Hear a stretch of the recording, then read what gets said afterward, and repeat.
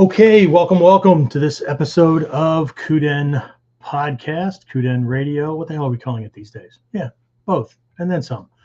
So, James, can you see me on your side? Are we good? Yes? Okay, you can just nod. It's all good. All right, I'm just trying to toggle between a couple of things here. I think I mentioned to everybody last week that the system just changed the whole look and feel once we got in, and everything's a little bit different. Anyway, all right, so let's just kick this off and we'll just keep on going. All right, so all too often, Ninjutsu, right, is simply defined as the ability to endure, to persevere, to keep going, to overcome, all that, everything that, could control, hinder, or damage us, right? It's a huge allure for a lot of folks. I know it was for me. And that was after, well, I wouldn't say a lifetime, but a significant amount of time, 6-7 years of doing other types of martial arts before I bumped into this stuff. But there should be a question behind that, right? What allows us to do that, right? That enduring, persevering, right? What allows us to do that again and again and again, right? So during this episode, we're going to take a look at resilience, right? And more specifically, resilience for the warrior protector, right? What that means, and more importantly, what it looks like, right? And we're also going to touch on some things that we could do to bolster ours, right? To make it better. Okay, so stay tuned, right? Throughout this week's episode, as I take a deep look into this really important prerequisite for the enduring, for the persevering, and what it really means to be a ninja, right? As long as we're not leaning into the Naruto and all that other kind of crap, right? The warrior protector, right? That we're all trying to be and be more of, right? And then again, we're going to look at no less than 6 different types of resilience. Wait, sensei, resilience is resilience. Okay, but what does that look like in different realms of our lives? Okay, so we're going to take a look at 6 different types of resilience. We're going to look at how it shows up within our martial arts philosophy, right? The Ninpo Mikyo, right? That kind of underpins things. And again, how to go about building more of it to be able to help ourselves and those we care about in our own personal lives, right? So all this and more as we get started.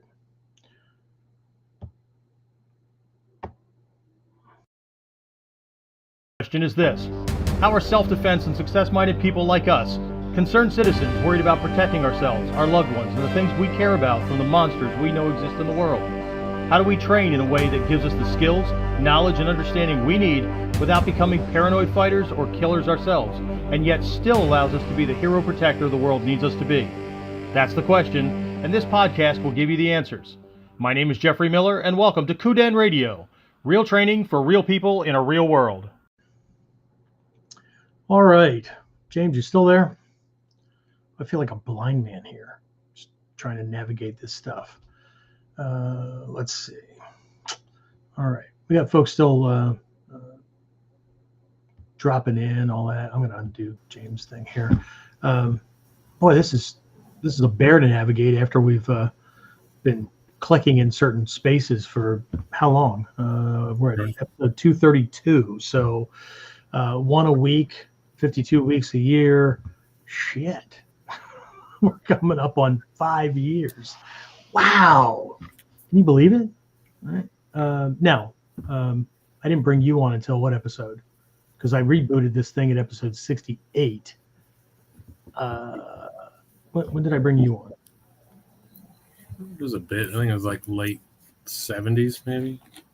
Okay, so it's still been a good 3.5, 4 years for you. So yeah, you got nothing better to do on a Monday night, right? So anyway, all right. So beat students up at the school, do a little bit of admin chat, right, and then jump on for this. Awesome. Okay. So let me jump into this. I got a ton of notes for this one, so I want to make sure that I stay on on track. All right, so okay, so sorry about that, guys. I wanted to make sure that things were working as it should be. Again, we noticed a huge change to everything last week or last episode, depending on who you are. If you're on live, we used to say, is it live or is it Memorex? That meant was it recorded. So whether you're listening to audio only, which means you're probably getting things. About how long does it take us to get things up on the audio directories, James? After we do one of these things live, week or two? Usually within the week. Within the week. Okay. My schedule goes screwy. Yeah. Yeah. Okay. All right. So yeah. Anyway, so pardon the little floundering here at the beginning of last episode and this episode, because we're trying to figure out the layout, and we only use this particular service 2 times a week. James and we use it once for KUDEN, and then I use it again for Whiteboard Wednesday. But I don't need all the extra navigating for Whiteboard Wednesday. That just ends up being a kind of a straightforward kind of thing. So anyway, all right. So we're back, and again, this week's episode of KUDEN, right? Let me do this as a commercial. This episode of KUDEN is brought to you. Anyway, it's brought to you by us, right? Warrior Concepts International. Okay, so I don't know where you are in the world or anything like that. I appreciate that you're all tuned in, but whether you're local to our local area, right, the East Central Pennsylvania here in the United States, and you might be near enough to our Black Belt and Life Mastery Academy, also known as the Bujinkan Mori no Tora Dojo. It doesn't say that on a sign because I would never throw Japanese at people that can barely speak English. And that goes for everybody everywhere in the world. And then assume that that's some kind of going to attract enough people to keep a dojo or a training group going. But anyway, that's me. Okay. So whether or not you're close to us, whether you're close to the academy, or you're looking for a complete online distance learning program, right? Like our Platinum Elite online Ninjutsu training and coaching program. That's what we're here for, right? We're here to help the serious warriors, the protectors, and those who want to be, how do some of my guys, how do they phrase this? If you want to be the guy or the girl, right? The guy, right? Who others can depend on and trust when things are literally going sideways. That's what we're here for. Right. Now, I'm not saying that people aren't going to feel all warm and fuzzy because they're training in Ninjutsu, and they're not, going to feel all warm and fuzzy because they're training with somebody who's or was directly under Hatsumi Sensei. But if that's the whole game, then there's probably easier programs to go through. When you say, James, probably a whole lot easier programs. Right? Sure. We just relaunched modules 1 and 2, and we're finishing up module 3. And there's, give or take, I'll go on the conservative sense, about 150 lessons in each of those modules. There's 5 modules leading from white belt to black belt. I know, right? What Q is that, Sensei? Well, I don't know. I mean, I do know, but if that's what matters, and how long will it take to get a black belt, and you can go buy a black belt, right? How long will it take for me to develop the kind of skills that will cause or allow for me to not die or to protect somebody else so they won't die in the face of danger? That's a whole different question, right? But so just to get ahead of the whole thing, because every once in a while it creeps its ugly head. I'm not the guy you want to send an email to that I've been training for X amount of years, and my teacher died and got abducted by aliens, and then their sperm was mated with Nazi women and to make super soldiers or whatever, right? And can you help me get my black belt? Okay. 1, that's a really cool story, and 2, no. Okay? So that's not the way it works. There's other people that do that, right? James, we had somebody that left our dojo and went fishing for Shidoshi or Shihan or Daishihan or anybody that would like sign off on allowing them to get what they wanted, right? They paid their money, they got it, and now they're doing probably the same thing they did before. I took them to Japan that one time when I asked them to not come back after we came back. What were they doing? Nothing. Right? Bragging about their stuff. Anyway, all right. So again, Daishihan Miller here, Sensei Alexander. That's pretty formal, isn't it? Sensei Alexander. Everybody just calls him James. They just call me James or Mr. Small. Maybe they can call you Tiny. Who knows? All right. So anyway, all right. Topic for this week: resilience. Right? Resilience, but not just resilience. Right? Resilience for the warrior protector. Right? That's my. I would say it's my new key phrase, but warrior is one of those words that get overused a lot, kind of like enlightenment and all that, right? I mean, there are freaking midget football teams named the Warriors, and I get it, right? It's this cool thing, right? But anyway, what does that mean? Okay, so as practitioners of Ninjutsu and as warrior protectors, right? For us, resilience is not just an abstract concept, right? It's an essential attribute, right? Personal character trait, whatever you want to call it, right? Woven into, I think, the very fabric of survival, self-protection, and personal mastery. And that may sound a little woo, but I really do believe that. So it encompasses physical, mental, emotional, and even spiritual dimensions. As long as we're clear that when I use the word spiritual, right, I'm not talking about religion or anything like that. Okay, I consider myself to be a very spiritual person, but not a very religious person. Okay? If you understand the difference, cool. And if not, that would take a whole other, probably, I don't know, 5 episodes. So, but also, there's this understanding, right, of these different types of resilience that come out of these different dimensions, out of these different aspects of ourselves that are required to navigate different parts of life, right? And this thing, right? This well, we'll talk about what it is here in a minute, but this is absolutely critical, vital. Pick a word that'll motivate you, right? To thriving in what has become more and more and more of a chaotic and often dangerous world, right? So we'll talk about what resilience is. I'll pull out, the whole Webster's dictionary definition, and even something that our U.S. State Department says about it as they define it. But in the context of Ninjutsu, right, resilience refers to our ability to adapt and recover from challenges. It doesn't matter if those challenges are physical, they're mental, they're emotional, but it's not just adapting or recovering. It's adapting or recovering while maintaining strength and control. Right?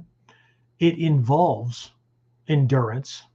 Right? That's the capacity to withstand prolonged hardship or stress. Right? And it involves or it includes perseverance, right? That's the determination to continue despite obstacles, right? To continue no matter what, right? So resilience is about bending without breaking,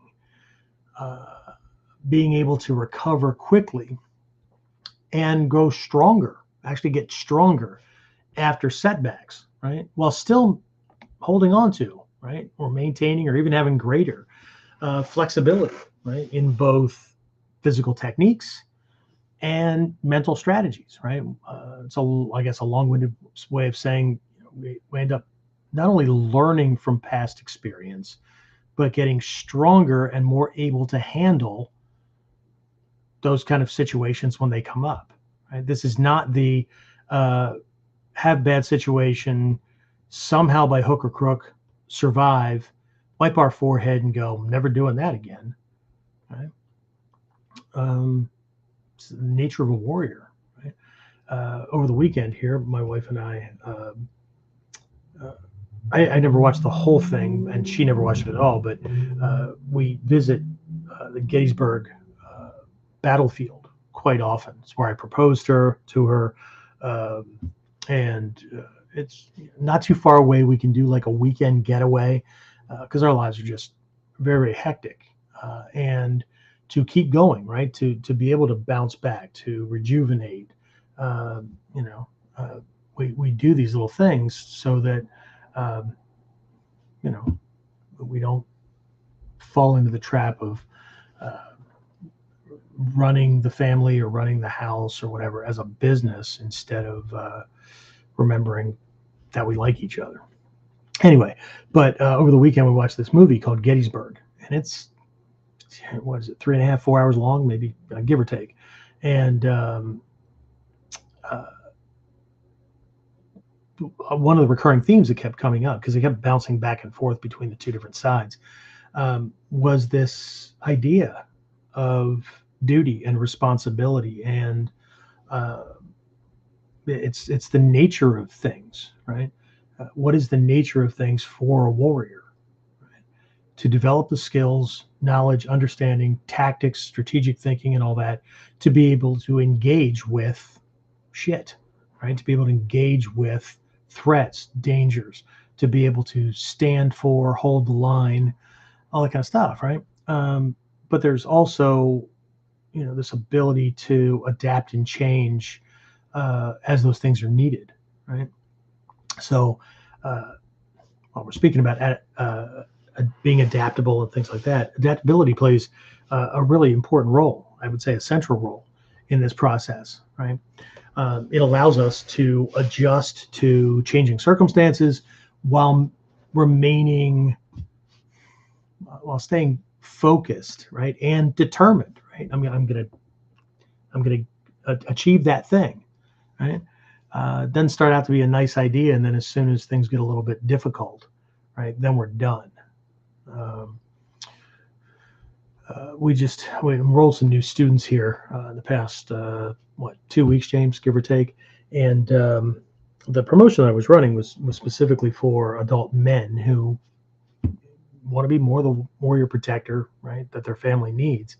And we got some cool guys that came in, and one of the guys, within, I don't know, a class or two of his own, he brought in one of his sons. His son is, how old did he say, James? 11? How old is Lucas? Do you remember? I think about that. Yeah. Remember. So, but Lucas has this look in his face like life is just fucking boring, right? I mean, it just, oh, man. Somebody punched the look. Now, anyway, I'm sure Lucas is a really cool kid, but like, I don't know if he's intentionally hiding it or if he's just uber, non-committal, whatever. I mean, he's 11, right? So this isn't just about Lucas. This is just an example of this thing that keeps popping up, and it's not just about an 11-year-old kid. I mean, Jesus Christ, there's freaking adults, middle-aged, older, younger, whatever, that we have this, for brevity's sake, I call it a student application, right? And I know this is not the way the Bujinkan does things. Well, that's fine. Okay. There's a reason that people can't hold on to students.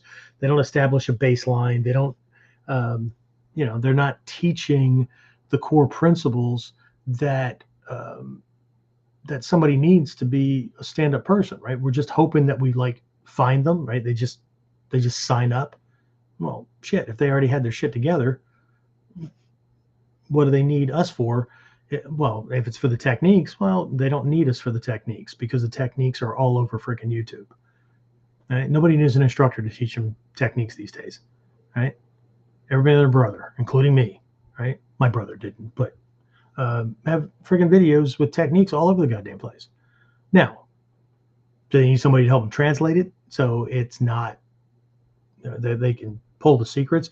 Yeah, but what about the stuff that makes a warrior a warrior? Or do we just assume that because ego says so. We're already there. But anyway, on this, the actual name we have for it is a PEF. PEF is an acronym for Prospect Eligibility Form, right? Students are checking out the art and the school or the group or whatever to see if this is someplace they want to train. Yeah, well, they get to know that I'm also vetting them to make sure they're actually going to be a good student. That way I don't have any problems down the line bitching and complaining because like nobody stays.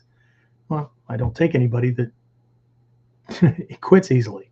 Anyway, so one of the lines on this eligibility form, the parent has to answer is, why are they here? Well, they don't stick with things for very long.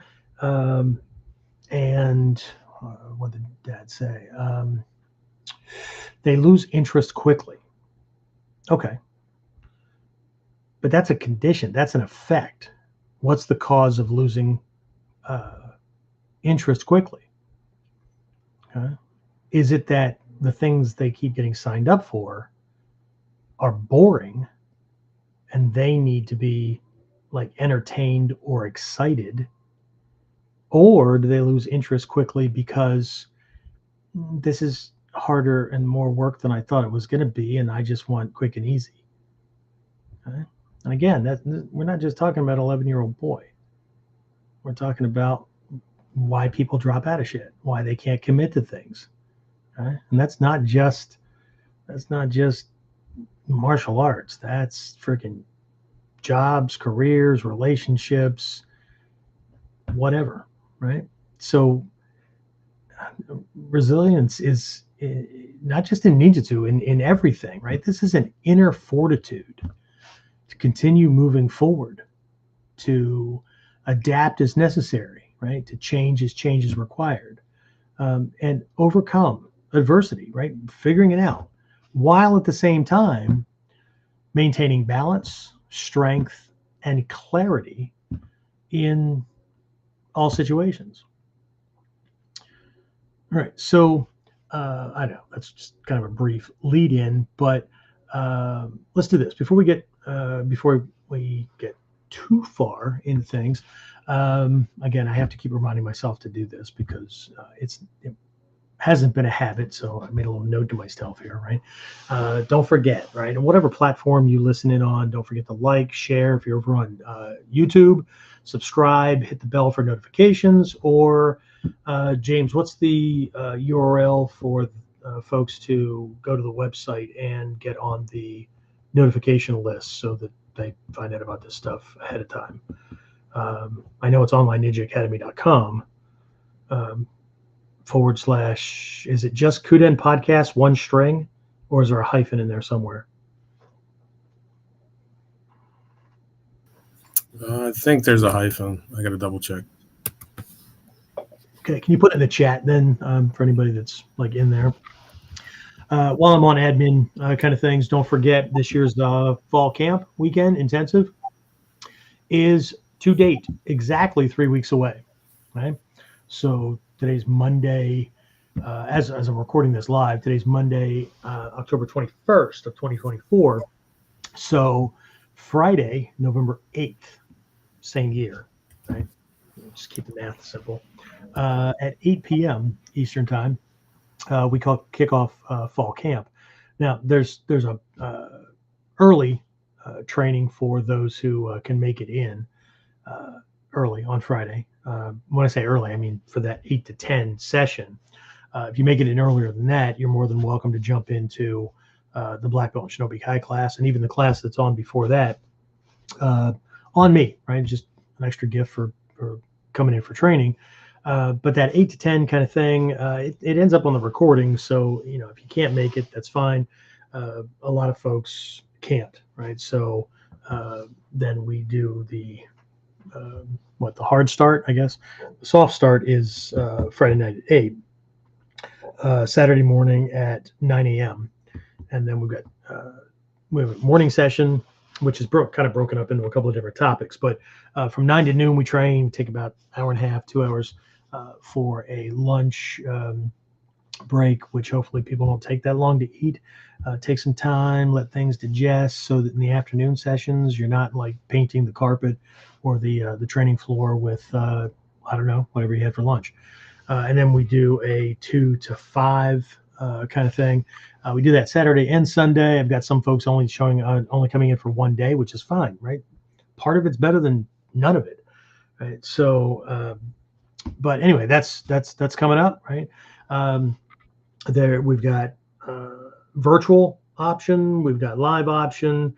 If you go over to, again, onlineninjaacademy.com/events, if you go over there, it should be the first event listed. The other ones I think are already passed. Got to hide those for the next iteration, for the next time they pop up on the schedule, but it should be the first one. But if for whatever reason, right, you just this time around is just not going to work, as usual, and folks have been asking me about it. Yes, everything is recorded. Those who come in for camp actually get all the recordings included. I know. Some people tell me I should be charging for them, but if you show up for camp, whatever part you participated in, you get the recordings. But for those who can't make it, tomorrow I will be sending out an email as soon as I get all the details taken care of on the site, where we'll be opening the doors so that you can pre-order the camp videos, right? That way you don't miss out on anything. And regardless if we can make it or not, if you want to know what's going to be on those videos, again, go to the events page, right? onlineninjaacademy.com/events, and take a look. Everything's right there, including the topics that the breakout instructors will be covering. Codes and ciphers is one of them. Striking and throwing with very little effort, right? I think what might be listed as is little to no touching, but yeah, it's pretty close. Okay, so anyway, that's what we got. All right, so let's do this. James, who's on? Who's again? I can see. Oh, they're the numbers. Okay, fair enough. So who's on? Who's checked in? Who said hey? As of right now, the only person who's checked in is Jared. Jared. All right. Hey, Jared. Hope things are going well in your little area of the world.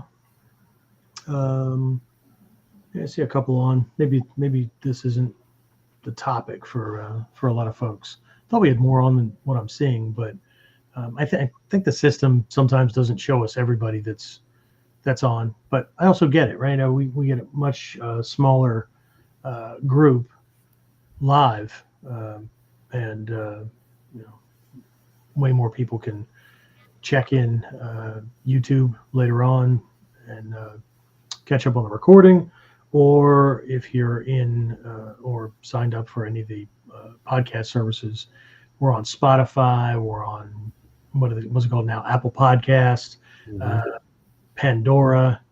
Still waiting to hear about SiriusXM, right? Because they bought Pandora, right? Yeah, we're on a ton of these places. What else? I said Spotify, didn't I? Yes. Spotify. Okay. Yeah. So if you've seen the little promo things that I put out, there's a couple of main ones in the corners, Google Play and whatever. Right? There's a bunch out there. James knows. Anyway, so cool. That's it. That's all we have as far as signed in. Yeah. That's it. That's all right. We'll check back in. All right. So, can you still see me okay? Yes, sir. I just want to make sure I'm going to bring up my slide, or not my slides, my notes. Like I don't vanish like the ninja that I am. Anyway. All right. So we took a look at resilience here a little bit. I want to kind of stay with the general definition before we jump into 6 types of resilience for the warrior protector. Okay.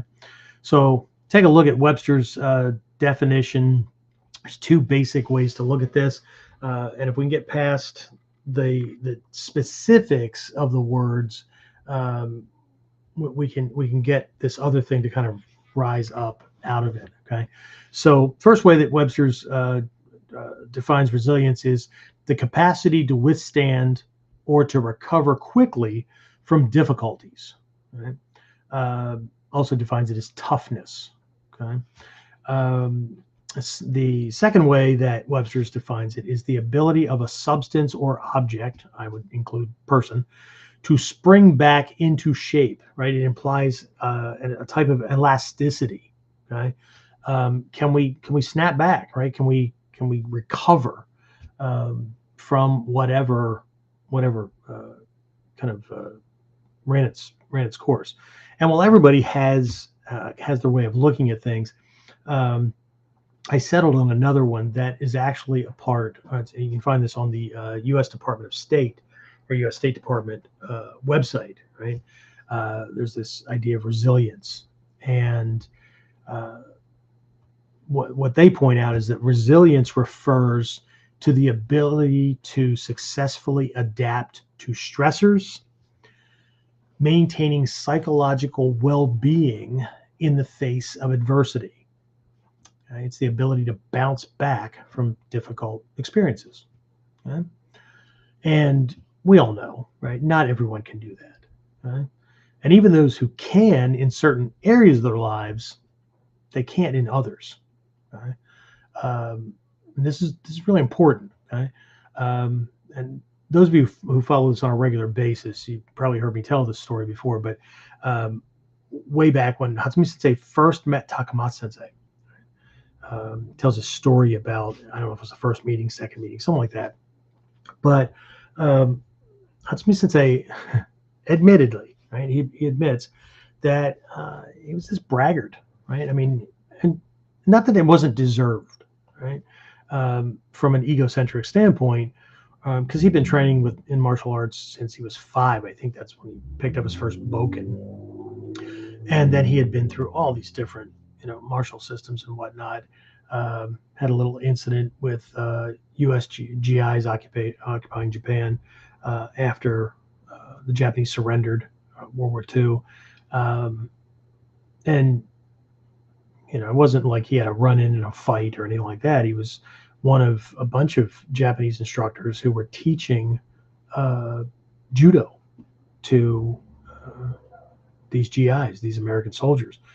And what was really disheartening to him was that within a very short amount of time, right, these American soldiers were throwing their Japanese teachers around. So that really threw him off, right? I mean, he and these other teachers had spent a lifetime perfecting this stuff. And here, because of size or natural athleticism or whatever, people come in and just jump right on it, right? So anyway, that's kind of a prelude to how he met Takamatsu Sensei. But he meets this guy who was already well into age, right? Well into his senior years. And so here's this young kid, right?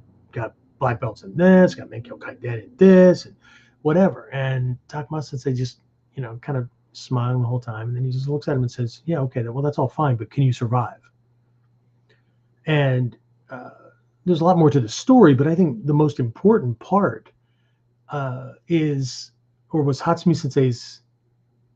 It wasn't the most important part. Wasn't Hatsumi Sensei's question? It was how Takamatsu Sensei handled that, right? So Takamatsu Sensei asks, "Can you survive?" And Hatsumi Sensei looks at him and says, "Survive what?" And Takamatsu Sensei says, "Whatever you're faced with," right? Which was kind of a slap in the face to this guy who had spent a lifetime learning different systems, different styles. But what it really came down to was it was all wrapped around the physical skills. It was all wrapped around, the physical how-to, which is fine. I mean, that's absolutely necessary in certain arenas. Okay. So when I first got started in this art, it was made very, very clear to us that, look, we've got 3 goals. Okay. The first goal is to set up our lives so that nothing, can destroy us. I mean, obviously, death is at the end of things, and there's bacteria and viruses around. But we're talking about we can withstand any enemy, any threat. Okay. As a matter of fact, we set up our lives in such a way that the enemy never arrives. Okay. We have our lives so handled that there's no need for action. Well, that's a hell of an ideal, right? But that might take some time, right? Okay, so first backup goal is to be able to escape from danger, right? Or become invisible in the eyes of the enemy or the attacker before it has a chance to touch you. Okay, still pretty lofty, right? Okay, good. Then second, or what is that? Second runner-up, right? Is the ability to handle whatever threat comes our way as easily, effectively, and efficiently as possible with the least amount of wear and tear on ourselves as possible. Okay, great. Okay. Well, that's going to take a lot too. Yeah, I know, but it's the easier one. Even though learning all those techniques and mastering that stuff is going to take a long time, it's the place to start, because if we haven't developed the skill sets to become invisible in the eyes of an attacker or to easily escape from danger, right, before it has a chance to touch us, well, then we're going to have to handle it physically. And if that's not true, then it's even more so if we haven't been able to set up our lives so that an attacker wouldn't even target us, right? Then yep, we're gonna have to physically deal with things, right? So again, this is the way things were laid out to me, not like this is a cool martial art and you're on all this stuff and you get to work with all these weapons and whatever. There's very different the goal or the outcome, the reason for training, very different, right? And so and not all about physical kick-ass skills. Okay, because when we think about this, the older we get, the harder it's going to be to do things. So one, we need to physically be able to do things easily and recover, because we don't know what's coming next. But how long can we hold that out, right? Attackers get younger, right? Anyway, so very interesting, right? To me, it was very interesting, right? But what was Takamatsu Sensei really pointing to, right? And while for the longest time, for years, man, I thought it was all about, okay, endurance, right? Being able to endure, to persevere. I mean, that's what the nin is, right? And I'm not wearing a nin today. This is actually a t-shirt from a training group of one of my friends, the Yume dojo. So Yume, right? Like the kata Yume Makura. Okay, Makura is a pillow. Yume, right, is a dream. Okay, on the back of this, I'm not going to turn around. I don't even know if I can get the whole thing in there. It's a bunch of mandala and it's this mosaic. As a matter of fact, if you look at the artwork and the promo stuff that I have out for fall camp, right, there's this gold overlay of these 8 realms. They look like pinwheels that are all connected around a central pinwheel. And this dream, right, on the Omote side, right, mastery, right, is the dream of many people, right? But see, the mandala shows this, right? Every aspect that's on the mandala is both a goal to be attained or a potential to be switched on, so to speak. But it's also something to be worked on. It's a negative to be fixed. Right? And again, don't have all the time for this, but just like with this, right? for a lot of folks, there's a dream, to attain a goal, right? Proficiency and all that kind of stuff. But it's also a dream where it's kind of a vagueness. Like, have you ever woken up from a dream and asked, where the hell did that come from? What the hell does that mean? Right? Because, in most instances, and I'm not making judgment calls on people who try to read other people's dreams. I think it's very difficult to read somebody else's dreams. One, when I don't know their context. Okay? And two, I can't even read my own.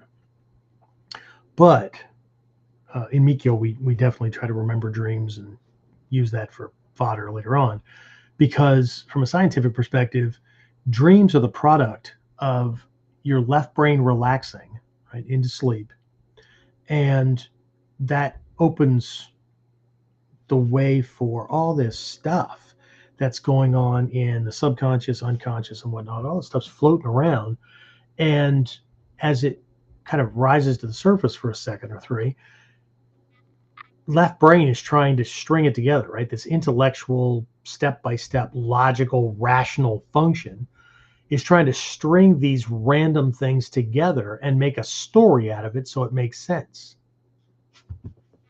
Okay? Welcome to dreamland.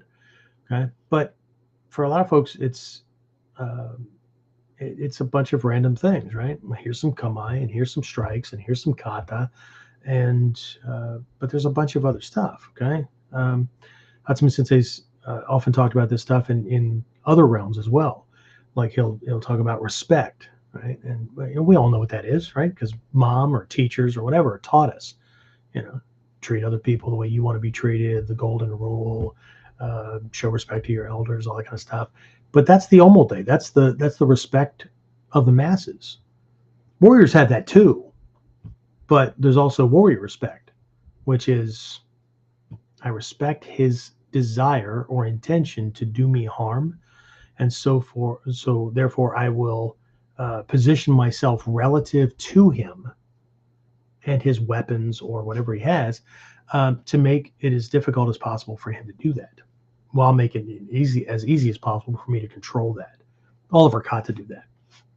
Okay, so warriors have a warrior version of all of these things that we take for granted and think that we understand. And resilience is another one of those things. Okay. Before I jump into 6 types of resilience that I have, I think it's important to also point out that the term warrior in other cultures, especially the cultures that underpin this stuff, okay? Japan, India, those kind of things, those kind of places. Most people understand this warrior, combatant, right? Protector, that kind of thing. But there's another definition to warrior, right? It's and the same kanji is used for it or adapted for it, and it's the realm of the householder, right? Head of the household. So this person isn't engaging the world; they're engaging all the problems and stuff that's going on that threatens the family or well-being and all that kind of stuff, right?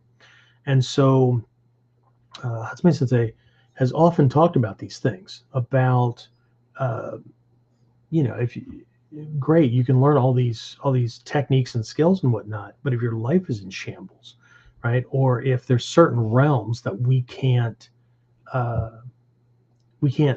manage, right, we can't protect ourselves against the dangers in that particular realm. And I'm not talking about there's unarmed, there's somebody with a knife, there's somebody, no. Okay.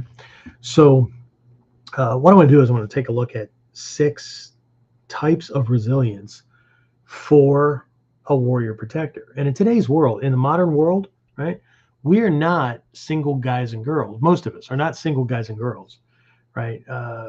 Signing on to this army or that army or whatever to go fight a war and come back with the spoils and all that kind of stuff, right?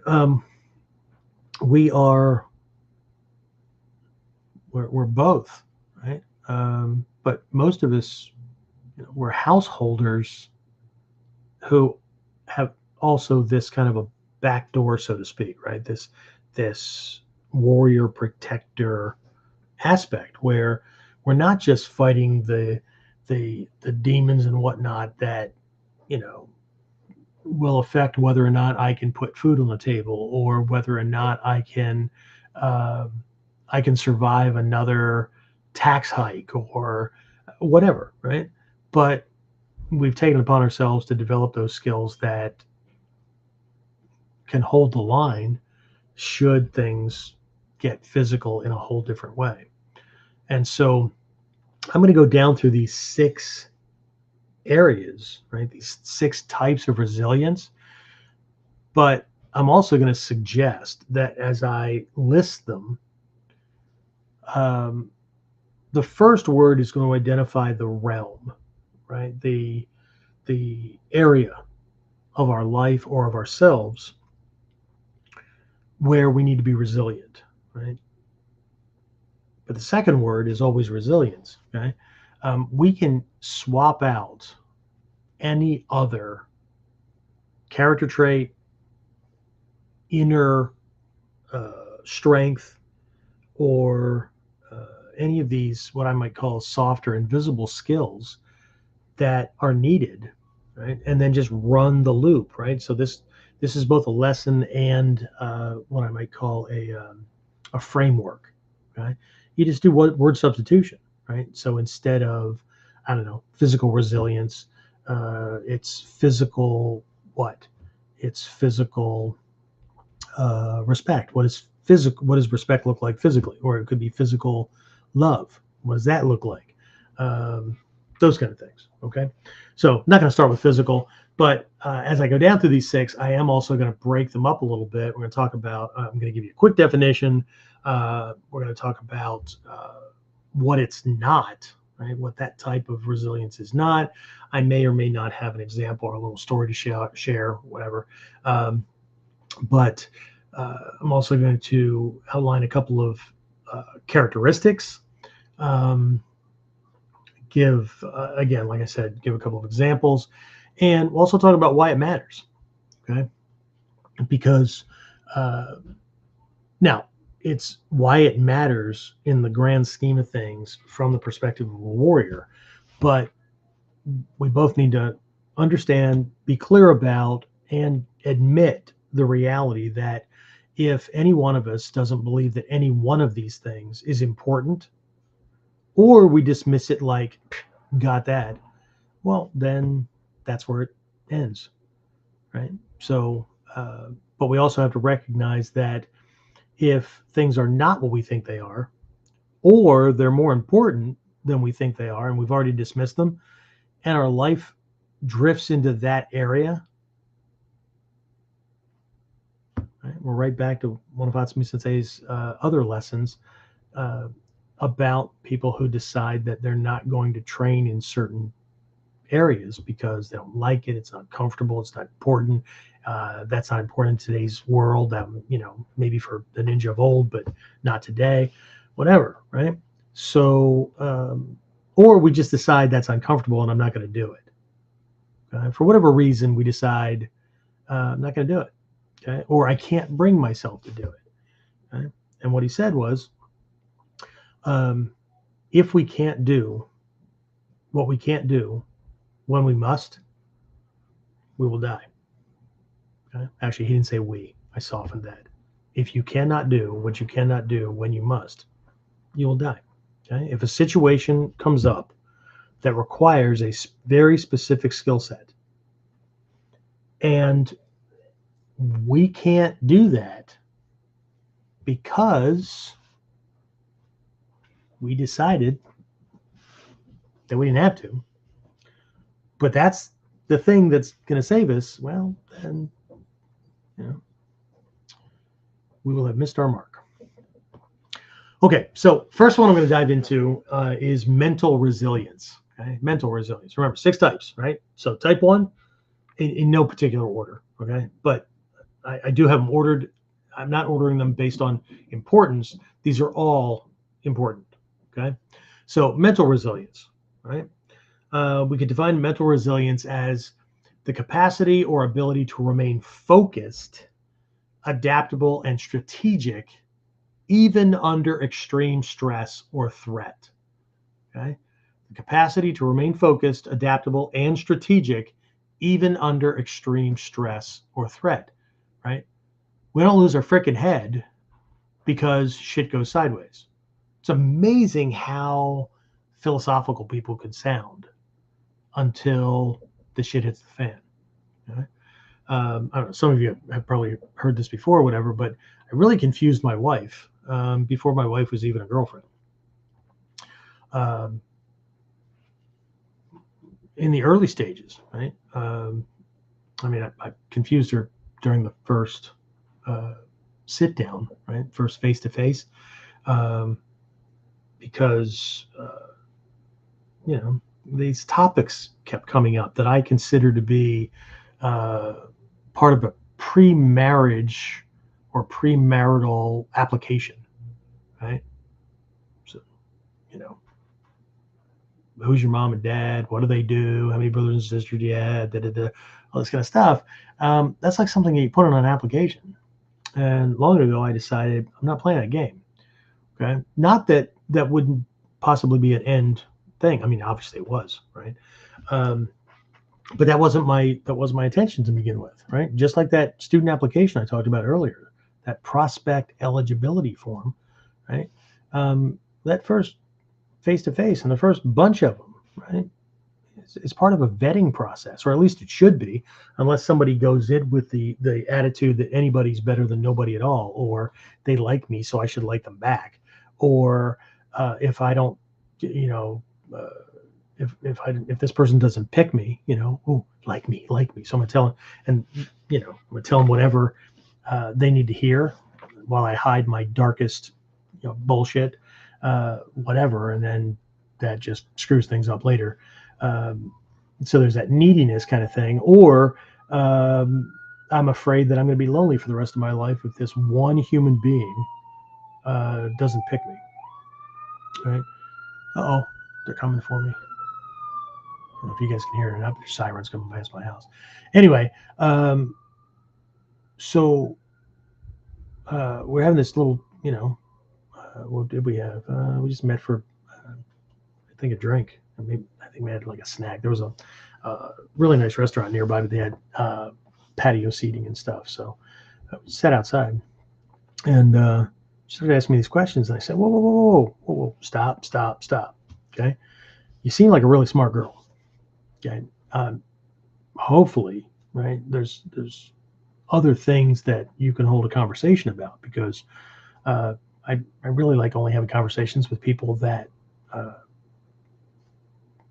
can talk about more than just what celebrity gossip is going on or what meme they just saw on their friggin' cell phone.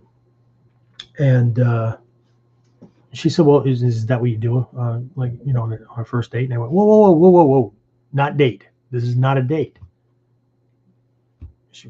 Now she was really confused, right? Well, what would you call it? I said, simple. I'd call it exploring possibilities. Okay. We're not in the dating phase. So things progressed into the dating phase, and then I don't know, not really hints, but things started popping up about where this is going and whatnot. And I was very clear. I said, I'm not sure, right? And I'm not going to make any decisions about you and I as a thing long term until I see you in at least two conditions. And they are afraid, right? Scared, and angry. Right? So again, confusion set in, right? Why would you want to scare me or make me angry? I didn't say that I was going to scare you or make you angry. I said I needed to see you under one or both of those conditions. Why? Because that's when the facade drops. When someone's angry or they're afraid, the facade drops. The mask they wear, they want everybody else to see. That's when that drops. And that's when I will get to see how you operate authentically under pressure, right? Will you run away, leaving somebody else to clean up the mess? Will you have a moment and then, become part of a team where we will solve this? Or are you the kind of person that's just going to throw the other person under the bus? Until I see that, and you can tell me anything you want, and I'm not saying that it's not true, but the time that human beings show what's really true is when things go sideways. And here we are, right? 17 and a half, almost 18 years later. And that's the way it works, okay? So this mental resilience, right? This ability to stay focused and adapt and whatever. It's the pressure. It's when things are going badly, right? And military vets know this stuff, right? I mean, they plan training. They plan training, right? You go out in the field, or you do whatever you're going to do.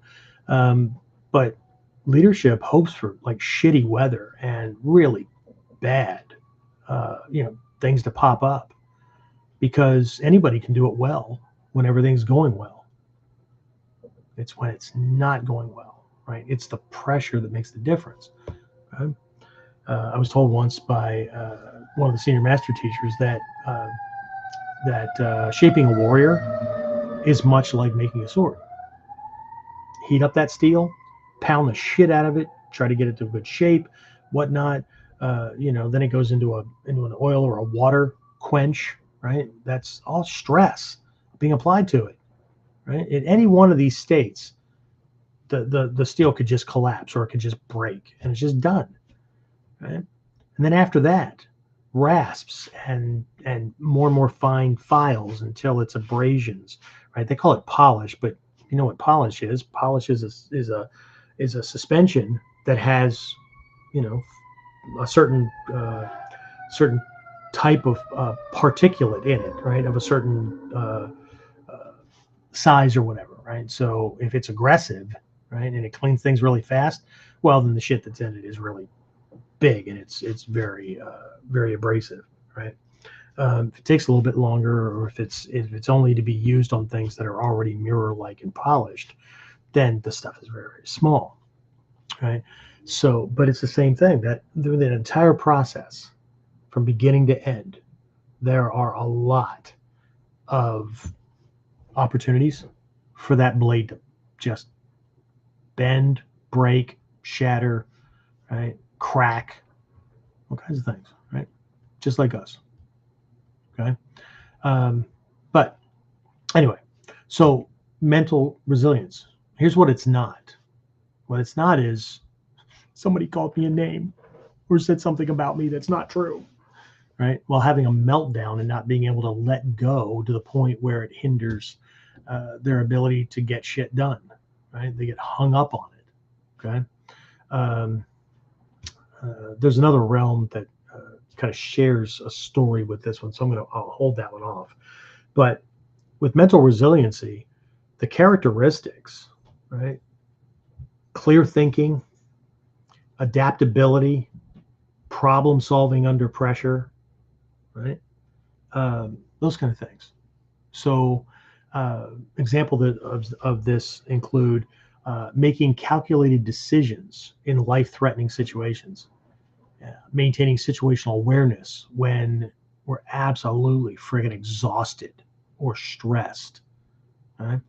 What I was taught in the early days of my training in this art by teachers was someone who has this it looks backwards, right? They will make like life-altering decisions in the blink of an eye, but ask them what they want for dinner, and it could just frickin' take a long time, because right, there's a lot to be thinking about, right? What did I have? Right? Because we're thinking about more than just what we're going to put into our body, right? Because a lot of these things cross over, right? When I put in my mouth for lunch, not only is it coming out 36 hours later, if my system is working well, but it also affects mood. It affects, right? It has to balance out with the other nutrients and nutritional things that I'm taking in. And I know the old fat guy should probably not be talking about this stuff, but unless somebody knows what my dietary intake is, they're just going to make assumptions, and that's okay, right? But the idea here is can we still operate, and can we operate well? I was told by somebody one time that nobody operates at their best under pressure. I beg to differ. Right? I tend to take as long as I have to get something done. So not only do I set deadlines, but I set deadlines probably, James knows, I set deadlines half to 3/4 of what I could have, because I also understand that the rule of time management is that whatever time you give yourself, it'll take that and 20% more, because there's shit that's going to pop up that you didn't account for because you didn't know it was going to happen. Anyway, so why does this type of resilience matter, right? Mental resilience is the foundation of survival, right? In combat, in high stress situations, the ability to maintain clarity and make fast, effective decisions can mean the difference between success and, well, we can call it failure, but you know what that means, right? Shoshi Malmstrom used to say, if you screw this up, your family better look good in black. Okay. So again, Hans Sensei used to always remind people occasionally that I don't care what he didn't care what your bell rank was, right? If you have never actually been in a survival situation, I mean, kudos, and you have some experience if you've been in a fist fight, like in a high school hallway or parking lot, or you fight on a Saturday night or whatever. I'm not taking anything away from those guys. Okay. Not a self-defense situation, right? It's not that it's not combat. It is, right? But it's not the same as some jackwagon grabbing a hammer and coming at you, right? Or trying to take your sidearm and shoot you with it, or whatever, okay? It's not the same, okay? It's not that self-defense situations don't include fight or don't involve fighting, but the outcome is very different, okay? Because the combatants have a different, how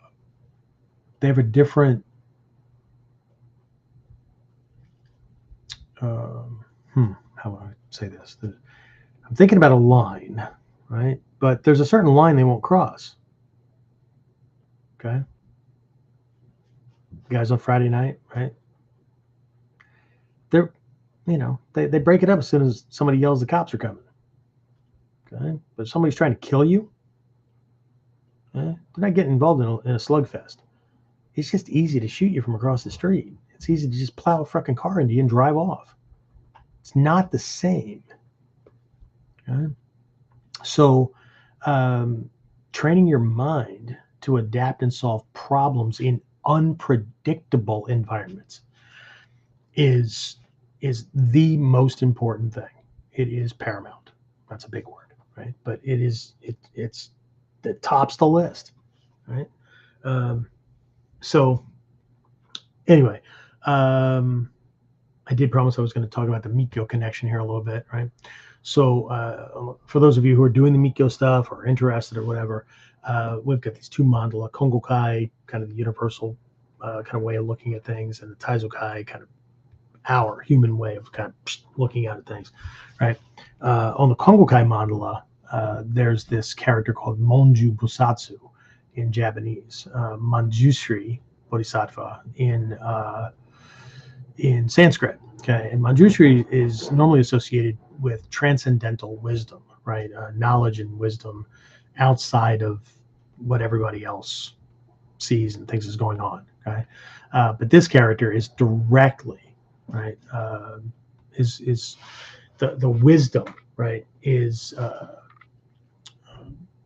direct influence, or is directly influenced. How do I say this? It directly influences, right, mental resilience and our ability to have it, right? Because we can see things from a bigger picture, right? This type of wisdom cuts through confusion, this kind of insight. It helps the warrior maintain clarity, right, and quick thinking in the heat of battle, right? So, and again, it's this being able to see what's really going on, not what everybody believes is really going on or is trying to convince you that is going on, right? This really requires an understanding of reality, what's really real, not the belief in reality, right? For instance, in a fight, right? Two guys, girls, whatever, going at it, right? And again, I don't care if it's two guys fighting over a girl in a bar on a Saturday night, or two girls fighting over a guy. I don't care, right? Or it's two countries going at it, or it's husband and wife, whatever, domestic partners. Keep politically correct here. Arguing over what color the new freaking drapes are going to be like in the living room, like most of us care. Anyway. It's a fight, right? But to be able to understand that a fight, the reason a fight is occurring is that both people are fighting for the same prize. And in this case, it's not about the girl, the guy, the war, or the curtains, right? It's about getting to walk away, proving that I was right. Because both of them think they're right. Okay? Both people, when they're banging up against each other, right? If we were to verbalize what they're acting out is, I'm right. Oh yeah, no, I'm right. Right? And then, well, who gets to tell who was right? Last person standing. Does that make them right? Well, see, that's what most people think of, but it doesn't. It makes them the winner of the engagement, but it doesn't make them right. But that's what they set out for, okay? Because if they didn't think that was how you solve the problem, they wouldn't have done it, okay? But in a self-defense situation, in a survival situation, right? Some people, if we were verbalizing their thing, right? I'm going to own you, beat you, break you, kill you, whatever. And at least one of those people, the defender, right? If they were verbalizing, it's, I got to get out of here. Right? I got to make it through this. They're not trying to be right. They're trying to be alive. Right? It's not the same. Okay? There's one other character, Dainichi Nyorai, is typically in the center. Right? We talk about the Tatsujin, right? The fully actualized human being. This one, from this perspective, right? This typically the personification of just the universal oneness, or what is and whatnot, but in this case represents unshakable mental clarity, right? And allows the warrior, practitioner, or whatever, right, to stand firm and remain mentally adaptable. So I am absolutely sure about my stance on this based on the information I have. But if new information comes in, I'm going to adapt to that. I mean, if that's sound stuff that would change my position, I'm not going to hold on to my position because I have to be right. Right? My position should be based on what's true, what's real, right? Not based on, well, here's another piece of information for you. What do you think of it now? Okay? Again, I think a lot of you have heard this before, so I apologize if it sounds a little bit old. But for new listeners, one of my favorite quotes from Abraham Lincoln, our 16th president. There was a senator that was trying to discuss something that Lincoln did not want to discuss it. It was something that was not a government issue, right? And very quickly, Lincoln said, "We don't even. This isn't up for discussion, right? This is a state and individual issue. It is not a federal government issue, right? There's nowhere in the Constitution that this isn't our purview." And what the senator said was, well, let's just say for a minute that the Constitution's not an issue, right? Then how would you stand up? And Lincoln was just really cool about shit. He just said, whoa, stop. How many legs does a dog have? The senator looked at him like, just humor me. How many legs does a dog have? Well, 4, of course. Okay. Let's just for a moment say that the dog's leg or dog's tail is now a leg. Now how many legs does the dog have? Well, 5. No, sir. The dog still has 4 legs. Just because we call that tail a leg doesn't make it so. That's the kind of clarity that we need to have and understand, as opposed to getting smoked by other people's agenda. Okay? If we can't do that in everyday life, then in a bad situation under pressure, we're going to sway for easy. We're going to be easily tricked. We'll fall for every psych out in the book. Okay? So here's a real world exercise, right? Or a type of real world exercise that people can do. Okay, so we could engage in what is sometimes called stress inoculation training. Okay, this is kind of like tactical scenarios with time constraints. Okay, where you must make strategic decisions under duress. This builds mental flexibility, crisis management, that kind of thing. For my guys who are Leos and military and whatnot, this is like being in a Hogan's Alley, right? Where you're walking through, it's a gun course kind of thing, where you're walking through and all of a sudden a target pops up and it's either a bad guy or it's an innocent. Or it's an innocent with a bad guy with a gun to their head, right? And you have a certain amount of time, depending on the course and your level of proficiency, to engage with the target and only shoot bad guys and not shoot the good guys. Okay? And some of these they actually do with the little laser tip, almost like a laser tag kind of thing, or paintballs or whatever, and they'll do real time kind of things. And you got all these activists that are like, oh, cops this, cops that, right? He was only.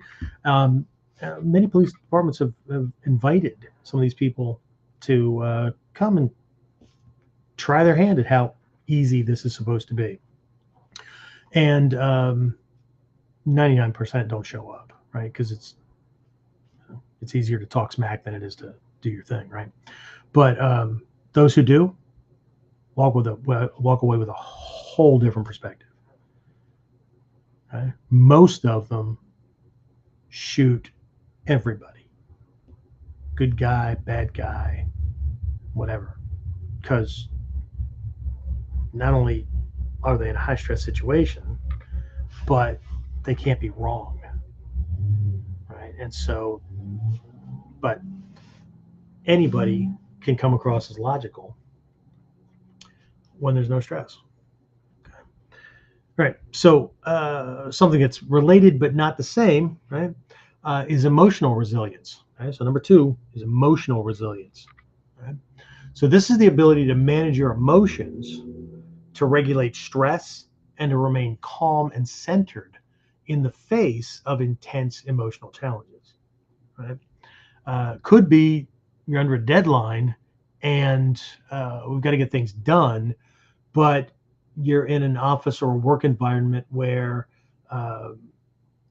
you have either supervisors or managers or whatever who are trying to get it done their way, and or you got a coworker or whatever, it's just trying to undermine you and stuff. So you got all kinds of shit going on, right? And you got to get it done.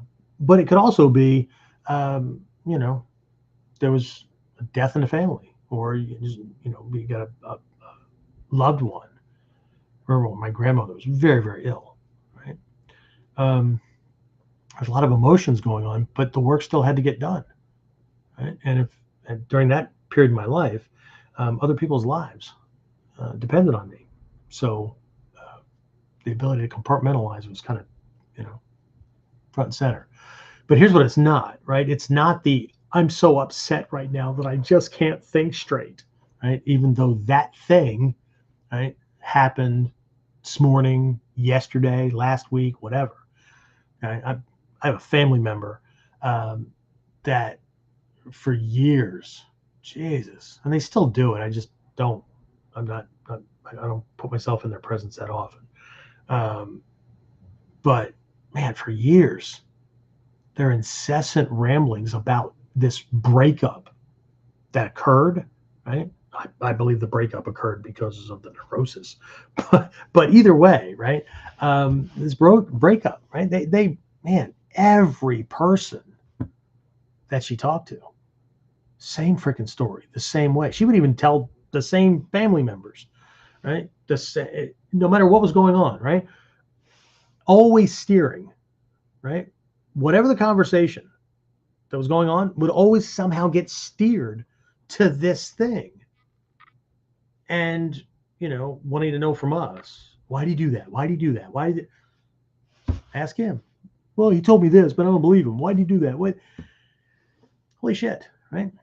But the other part of that was that it was the thing that got blamed for the fact that she couldn't do anything else in her life, right? To the point where people either just flat out avoided her, or in certain cases, right, that usually mom figures, right, friends much older, they would swoop in, right, and always calming her down, everything's fine, letting her do her thing. But I can't do this, I can't do that, all that. I mean, she actually got like gifts and free vacations out of these people, who felt so sorry for this broken person.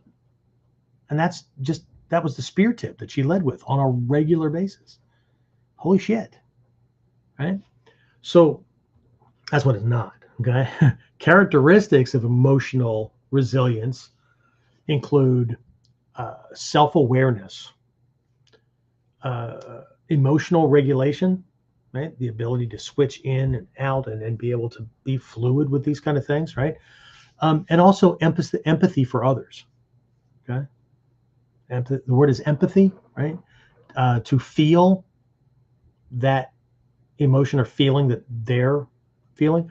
We all know about IQ, right? Intellectual quotient, right? The intellect, how smart we are, right? That IQ. But scientists long ago, I've been studying this stuff for a long time, figured out that EQ, the emotional quotient, right? A person's tie in this way. And this doesn't mean getting in touch with your softer feelings and all that kind of stuff. It's actually more about connecting than, it is about feeling, but it's not about, always lead with your soft side or whatever, right? It's not about that, right? But empathy is feeling their pain because you've been there, or really caring enough about the other person that you're trying to help that you're actually listening, kind of thing, right? Not the same as apathy. Okay, apathy, I don't give a shit. Right? Also, not the same as sympathy. I feel bad for you. Okay, all right. And what? Okay, so those folks who are going through the Jusan Butsu program right now, right? They've been through several versions of compassion, and they've seen, right? This is sympathy, not sympathy. It's a compassion. It's a sympathy, empathy kind of thing. But when we're applying the solution, that's more about intellect and wisdom.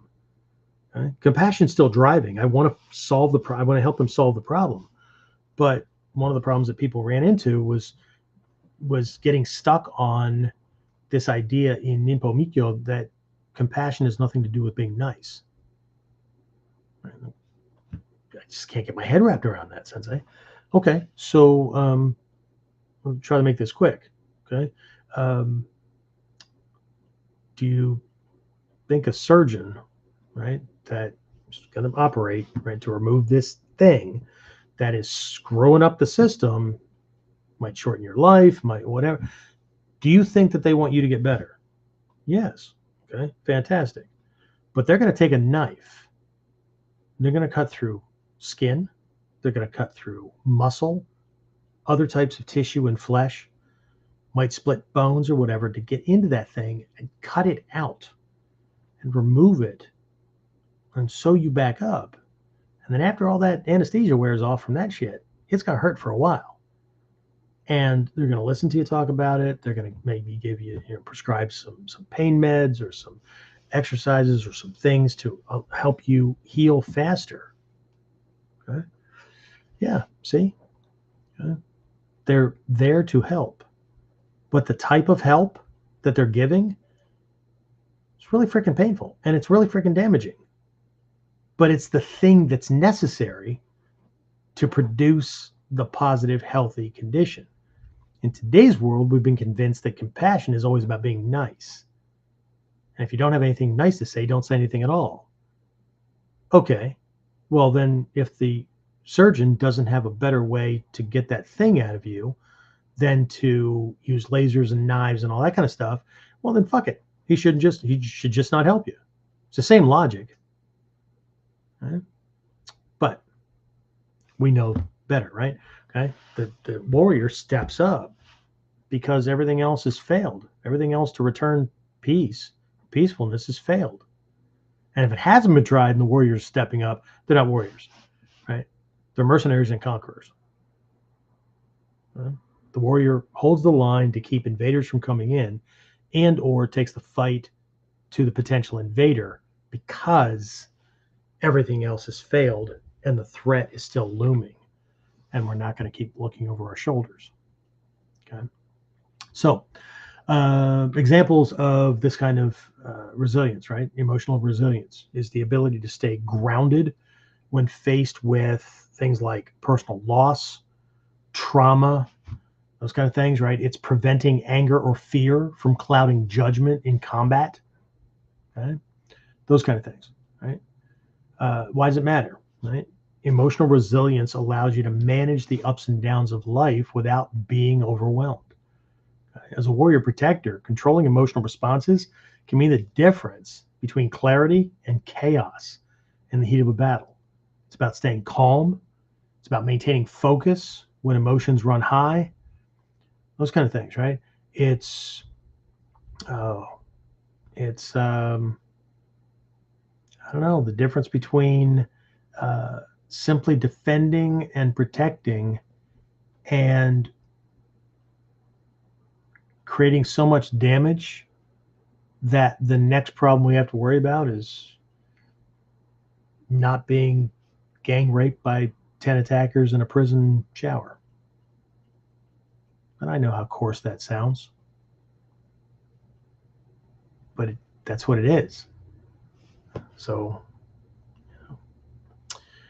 in Mikyo connection, I talked about this earlier, right? Kanon, Avidagajvara, from the Taizokai embodies compassion, right? This is a crucial element for emotional resilience. Compassion allows a warrior to process emotions while maintaining clarity, preventing fear or anger from clouding judgment, those kind of things, right? This aspect of ourselves, right? And being present with that and being okay with that strengthens our ability to show empathy for ourselves and others, right? It promotes emotional regulation, recovery, those kind of things, okay?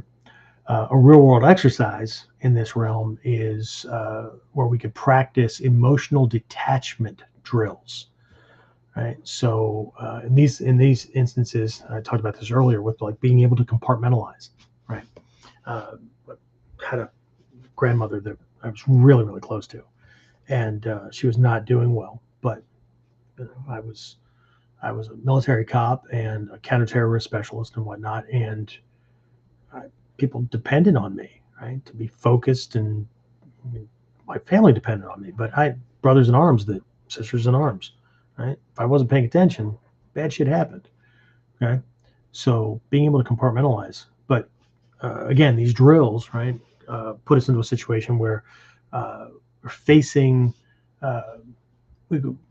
high stress scenarios, right? Again, in this case, maybe we're not doing the shoot no shoot drill, but we're doing handling verbal aggression, right, while consciously controlling your emotions. Okay, and then afterwards, what we'll typically do is follow up with a reflection session to process those kind of things. It could be one-on-one with a fellow student. It could be in a round kind of thing. Those people come to like my spring camps, fall camps, Daikomyo Sai, upper levels, we haven't done this in a while, and we need to do this. One of the exercises that we did with one of my teachers coming up through the ranks was we would have, in one instance, we would have, like, we had a game knife, right, which was it was a mock-up. But what we would do is create like a gang situation or a potential multiple attacker kind of thing, where the person doing the training during the emotional attachment drill, and we combined it also with a sensitivity kind of thing, like it was a higher version of the Saki test, because it's one thing to be able to detect danger, unseen danger, but to know exactly where it's coming from, because the fifth dan test is just the start, it's just the initiation, right? You know where the danger is coming from. It's coming from behind you, but from above. Okay, there's one attacking angle, right? They're not allowed to swing in different directions, and it's either on or off. Okay, but this is like the 6th to 10th dan kind of levels, where we'll put a whole bunch of people in a circle around the person in the middle, and somebody on the in this circle on the outside, right, has the game knife, and it's hidden. Everybody's already decided who it's going to be. Call this person back, and they're in the middle, and they're trying to detect who has it. Now, there's an earlier stage for this where we're just doing that, right, where there's nobody in the circle talks or anything like that. Just kind of walk around, get a feel for people and whatnot. And then when the person with the game knife feels like it's safe, or they want to act on it, right, they'll pull it and come and try to stab the person in the middle, and then that person has to at least evade. I mean, we set up lots of different ways to do it, but this much higher level version is where this is what's going on, and the person in the middle has to detect where the actual danger is, but everybody in the circle outside can do everything from distractive chatter to calling them names to getting really fucking personal about the things that they call them. The people in the circle on the outside are not only masking the person who has the knife, the game knife, but their job is to induce the emotions that will cloud the person in the middle's judgment, right? And the closer they can get to personal, everybody gets to understand, look, this is personal, things can be said, but this is not about personal. This is to help you get to a level of ability, right? Because the attack before the attack can be the worst thing that you have to deal with. You can get really good at defending against a knife attack, right? Feel uber fucking comfortable. But if before the person stabs you or whatever they're going to do, they push one of your friggin' hot buttons and you default to anger or frustration or whatever, and your head's there instead of where it's supposed to be, well, then you die. Right? This is the stuff that nobody likes, right? Because we're not supposed to be this way. No, everyday people who don't want to have to worry about or conflict averse, yeah, no, that's for them. For warriors, nothing is off limits. Nothing, including our own emotions and our ability to control them. Okay?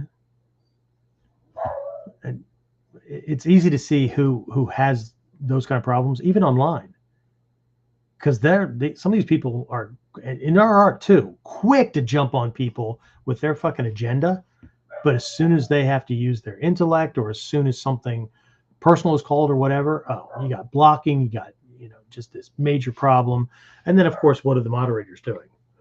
We want to keep things civil and peaceful. And okay, well, all right, fantastic. So what would be a good venue if you're not going to do it in your dojo, and you're not going to do it in your training groups, and you're not going to do it in a group that's supposed to be safe for these kind of discussions, or to vet out people or to help people develop a thicker skin? Where the fuck are you going to do it?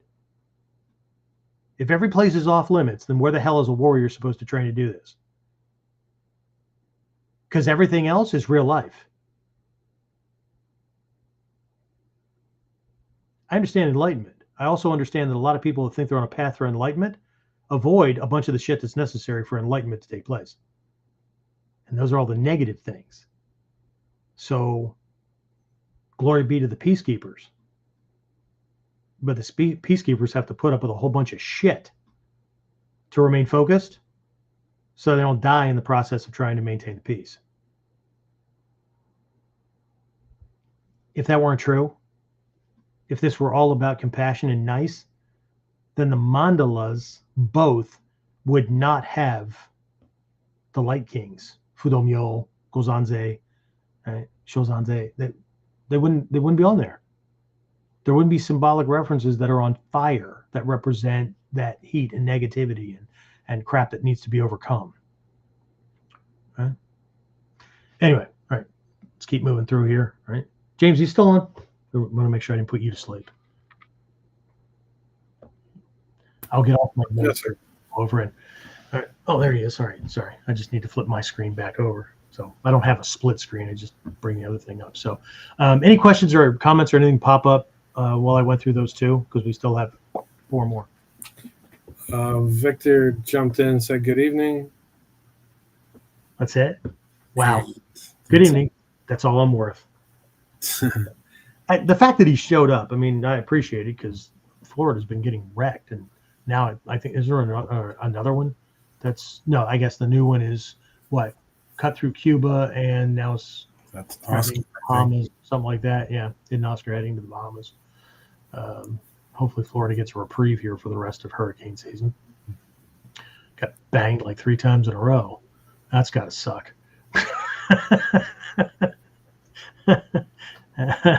Shit. Anyway, I almost made a comment about no dinner first. But anyway, all right. So, okay. And Meryl's on and said good evening. Great topic tonight. Awesome. Thanks. Okay. All right, cool. I'm going to get back to this because I still have a bunch. All right. So thanks, James. I appreciate it. I appreciate you. All right. So next, all right, we'll get to the one that everybody tends to gravitate to first because, well, we're martial artists and, it's all about physical shit. Okay. So physical resilience. Okay. Typically defined as the capacity to endure physical stress and injury and recover quickly while maintaining readiness for further challenges. What it isn't, it's not the fear of getting hit or hurt and having a mind-body attitude that not only I can't go on, but I won't even try to go on. Okay? It's looking for every reason, regardless of what I can do, to use physical limitations as the reason to do nothing at all. Okay, weak muscles, stiffness, lack of flexibility, general weakness to the point where one is easily injured. Okay, and again, I've mentioned this in the past. Not bell ringing. This is a combination of all of these, but in this instance, it had physical resilience is there as well. I mean, I've been in several accidents in my recent life since 45. I was like 42, 45, something like that. Got slammed into by somebody. Those wonderful airbags that are supposed to prevent whiplash, to your neck. Okay, but since they discharge and inflate microseconds before your shoulder harness locks in place, then your neck gets saved. Okay. But the new whiplash injuries because of airbags are 2 whiplash injuries to your spinal column, 1 in the middle of your thoracic and 1 at your lumbar. Okay. Because your head gets held in place and inertia causes your torso to fly forward. Cool, huh? How do I know that? Because I have those 2 whiplash injuries in my body. I have a bulging disc at T8, T9, and I pretty much managed the stuff that occurred at the sacral joint. But I had a pinched sacral nerve for a while and whatnot. So, but had that kind of thing going on. All the stuff that I've done in this art earlier on, and I mean like the stretching and the rolling and all that kind of stuff that people see as optional, or they give it a once over, or I don't really like to roll. So, again, I remember 42, 45, something like that when it happened. Had an MRI done, and doctor's looking at this thing and he's pointing out these little openings, on the transverse processes where big nerve roots come out to the rest of the body around the torso and whatnot. And I said, it's all great, but if you could speak English, I'd really appreciate it. He goes, oh, well, the short of it all is if you had the spine of a 45-year-old, right, you wouldn't be walking right now and you probably would never walk again. Okay. But since based on my best calculations, because again, these openings narrow as you get older, right? And put pressure on nerves and all kinds of stuff. He said, by my best calculation, you have the spine of a 25-year-old. Okay, so whatever you're doing, keep doing it. Okay, that's setting up the body for resilience. Okay, I have taken a car off a mountain cliff. Did nothing more than bite the inside of my left cheek and a little bruise on my ribs over here where I came in contact with the door handle kind of assembly because I learned to relax under pressure and, flexibility and all that kind of cool stuff. But it was when I slipped on ice and my back came down on chiseled surface of concrete steps. Okay? So people like to say that, well, your brake fall failed you. No, my brake fall was perfectly fine. I did a sitting brake fall and saved my skull, because my skull, if it would have hit where it should have landed, my brains would have been on the top step of my back concrete steps, or my neck would have been broken. And the reality is sometimes you can't save everything. Okay. Long and short of it, ended up getting admitted that night, and then because of the amount of damage, was immediately rushed off to I had a choice. What I had a choice of was basically a nursing and rehab facility, or it was a different type of rehab hospital for aggressive things like this. And I said, what's the difference? And they said, well, if you go to this one over here, you probably have physical therapy once a day or whatever. It's just they go easier on you. This one over here, their job is to get you on your feet as quickly as possible. And I said, well, that's easy. That one, this one's going to hurt, right? Because they're probably going to have you doing stuff 2-3 times a day, physical therapy, occupational therapy, up and walking, all that kind of stuff. And I'm like, that one, right? Pain is pain, right? I'm not going to get away from it, but I'm also not going to prolong it. Okay. So let's go. Get over there, and got through the first night because they had me pretty freaking whacked out on drugs and whatnot. And a lot of these things kind of come to bear, but I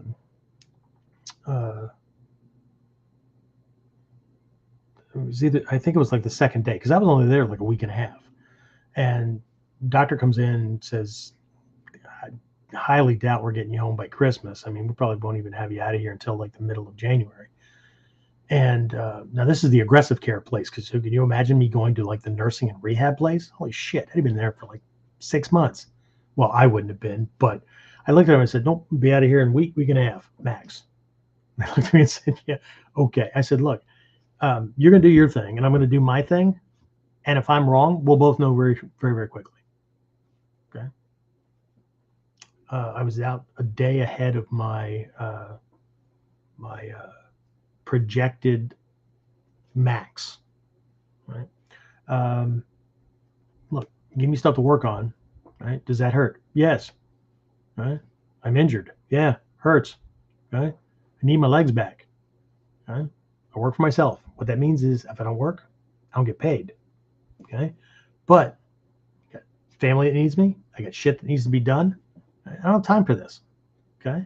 I'm either broken long term or I'm not. And if I'm not, then I need this repaired as quickly as possible. Okay. So let's go. Right. So and there it was. Right. They actually loaned me a cane to leave, and I needed to bring it back. So I left on a Friday and brought it back on a Monday. When I walked in, I handed it to them. I said, I was just here, week and a half, whatever, left on Friday and stuff. And they're like, who are you? They're looking all this stuff up, and people had walked by, and I'm saying hi, and they're looking at me like, who the hell are you? Right. And then they looked at the name and stuff. I said, look, you loaned me a cane. I was bringing it back. And then like the name attached, I said it was in that room. And didn't look like the guy that was in. No shit. Because I didn't stop working as soon as I got home. Right? And we're either living the lessons or it makes for nice conversation in YouTube groups or Facebook groups. Okay. So anyway, characteristics: strength, stamina, recovery, adaptability and movement, that kind of stuff, right? If we're injured, great. I mean, James knows in the dojo, anybody that trains with me in the dojo, and anybody that really understands this art knows that, look, if you have limitations, it doesn't mean you can't do anything. That means we need to modify the techniques or the approach so that you can do what you can do well. Well, I can't do that. And what are you going to do? Tell the bad guy, I can't do what I need to survive against you, because so could you go pick somebody else? No. No. Anyway, all right. So again, examples of this: recovering quickly from intense training or injury, sustaining physical output, right, in prolonged combat or survival scenarios, right? Like, there is no freaking choice, right? The problem is when it's not that people can't keep going if they have to. The problem is what's making them have to. If we need to be forced to keep going under threat of punishment or promise of a prize from an external source, well, that's all great. But what happens when they're not there? Huh? Keep going because there's no other freaking option. Right? So why it matters. Physical resilience allows you to remain effective in combat or survival situations, period. It's not just about having the strength to endure, but being able to recover quickly and maintain readiness for the next challenge. Right? One of the things that I think is missing big time in training, I put this stuff out during Whiteboard Wednesday, but people nod, but I don't think that it sinks in. Right? And that is, there's no statement or implication in the scrolls anywhere. Scrolls, densho, kata write-up, nothing, that the beginning of the kata and the end of the kata designate the beginning and the end of the fight. Right? A mistake I used to make a lot until, again, we had these little drills, right? These not really conditioning things, but they were, this is more of a mental thing connected with the physical, but, take the partner down, and people would often just listen as soon as the partner's down on the floor, right? Everybody goes back to laughing and chuckling or talking or whatever, and they help their partner back up off the floor. And really, you're going to help the bad guy back up after you've dropped him? Well, I wouldn't really. Well, you practice that a lot, right? Or you start talking and all that kind of stuff, right? So part of the training that's not written down because, well, we're all supposed to know better, right? And if we're don't know better, then through KUDEN, right, through communication channels, the teacher's supposed to inform you of these things. So one of the drill practices that we have for upper, intermediate, and advanced students is you take your partner to the ground and you lock them up. Right? People will see me do things. You'll see Hatsumi Sensei or one of the master teachers or whatever lock somebody up and hold them or change things or whatever. What they're missing is that they're not just start showing you other options or how to manipulate that to hold them, but they're holding them longer. Right? They're not mentally disconnecting. Right? So if I drop somebody, even if he rolls away from me and takes kamae, right? Or the thing is over, right? The demonstrated technique is over. I keep my attention on my partner as he picks himself up or he rolls to standing and he's talking and he's moving in and we're going to change roles. I keep my attention on him for at least 3 seconds after the technique is physically over. Has nothing to do with the technique. It has to do with being physically present at the end of an engagement to make sure that I'm in the moment should another engagement start. or in case something else initiates. But if I practice dropping my guard when I drop him, and I go back to yucking it up or telling jokes or whatever, then I'm not paying attention, right? If I don't practice looking around and scanning the environment, then chances are, under stress and under pressure, I'm not going to look around and scan the environment. Just won't happen. Okay? So in a real-world confrontation, your body, your mind as well, but it needs to be one of your most reliable weapons. Okay, so if we let it rust, then there's a problem. I mean, it's already going to rust, right? We get old, shit sets in, right? We get damaged. I got scars and freaking damage all over the place, which is why I want to move to a warmer climate, because freaking winter hurts. But I have responsibilities, so winter will have to hurt for a little while longer. Okay? But anyway, right? So Mikyo connection, this one should be obvious, right? Fudomyo, Chalanata. The immovable wisdom king from the Kongokai mandala, he's there as well. Most people know him on the Taizokai mandala in the Hall of the Light Kings, which is directly below the central square with the 8-petaled lotus, the red lotus, which is actually not south, by the way. The Taizokai mandala, that's not south. So the orientation on the mandala are not. They don't match. North is always up. No. Anyway, so this one in this particular context represents unwavering physical resilience and the ability to remain grounded in the face of physical challenges. Okay, this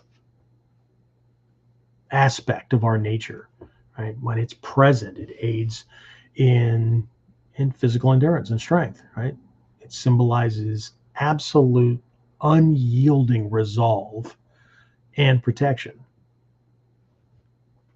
Cross this line. It's Hiro no Kamae, right? In the upper levels, Hiro no Kamae is a bodyguard position. You're not the target when you're in Hiro, right? You're protecting something behind you, and that's the feeling in Hiro. Right? You got to get through me to get to them. Right? That's why it looks odd. Why does that look odd, right? In a multiple attacker scenario, right? It's a double-bladed Seigan, right? It's Hira Ichimonji. Keep them inside.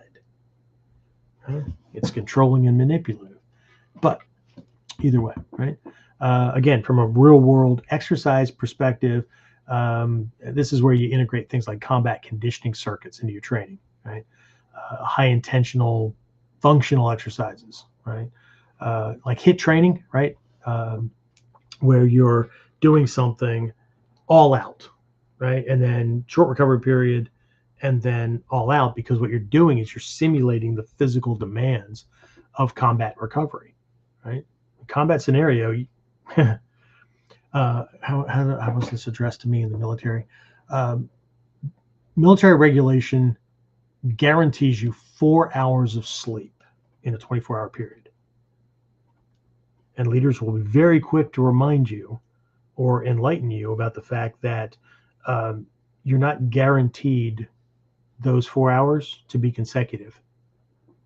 So get really good at learning to take advantage of recovering, relaxing, whatever, during downtime, because you might only get 10 minutes. You might only get whatever. Okay.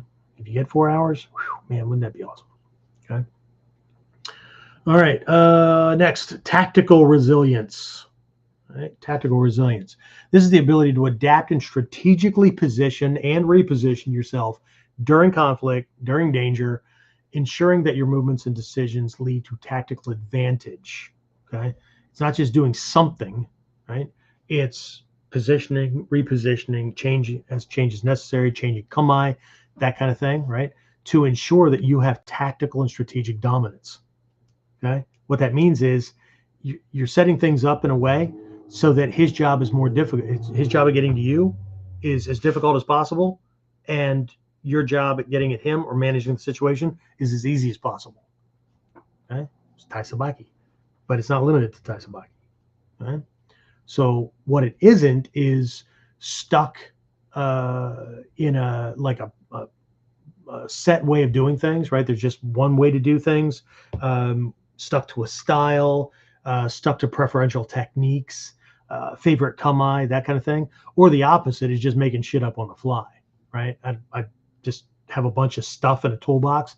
I'm just going to throw it at him. Okay. There's no assessment of the situation. There's no consideration of context.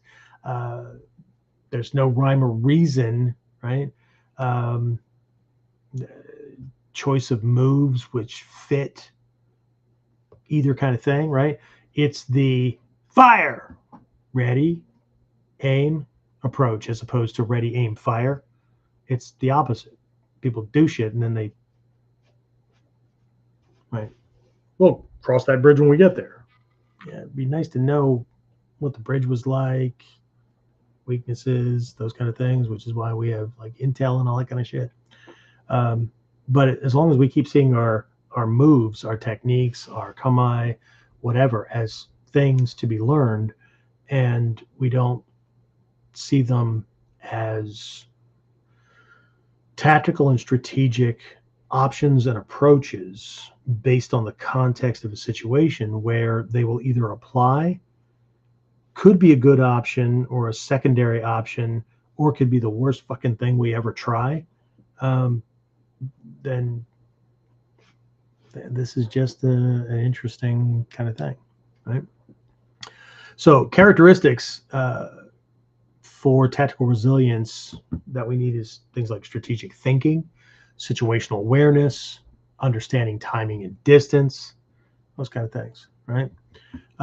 Examples like evading a stronger attacker by using timing and positioning, right? Rather than trying to like fight him head on, okay? Outflanking an opponent or utilizing natural cover in a dangerous situation, right? It's just, right? How do we control the situation? How do we give ourselves the greatest advantage possible and not just get lulled into, well, this is the martial art that I've chosen, so therefore that's what gives me the advantage. And, losing is like, that's unthinkable. And that's exactly why some people lose, right? So why it matters, right? Tactical resilience means being able to adjust quickly in the heat of a fight, right? Using your environment, your opponent's movements to your advantage, that kind of thing. It's not about brute force, right? But leveraging strategy to outmaneuver and outthink your adversary. I just spent, James, was it last week? I just spent a whole week. No, 2 weeks. 2 weeks. The first week I did Mutodori, and the second week, what did we do last week? Mutodori, we did knife defense 2 weeks ago.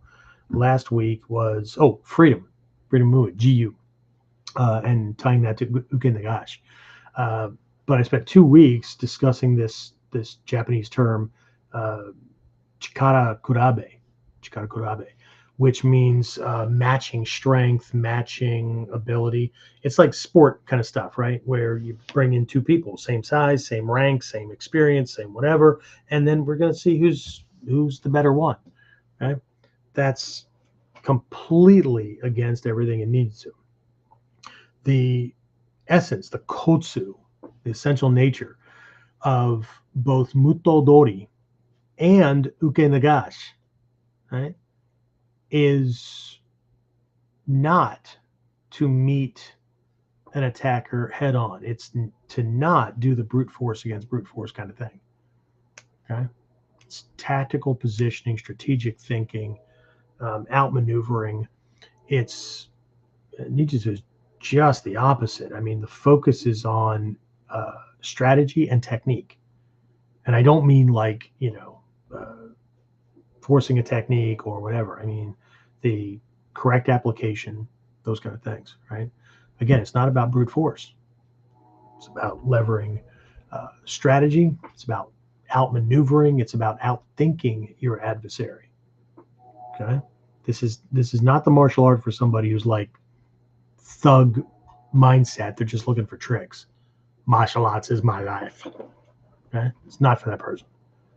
Okay. Mikyo connection, right? So now we're looking at Guzanze Myo. For those of you who know, that's my one of my guys personally, right? Guzanze Mio from the Kongokai Madala. He's also in the Taizokai Madala twice, right? This aspect, or this symbol, or this reference, symbolizes the power to subdue adversaries and overcome obstacles. Okay?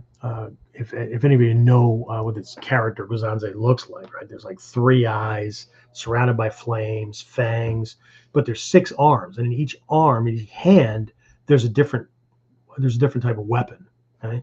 And what that means, it's not that, well, he's carrying all that shit. Nah, it's having more than one way to do something, right?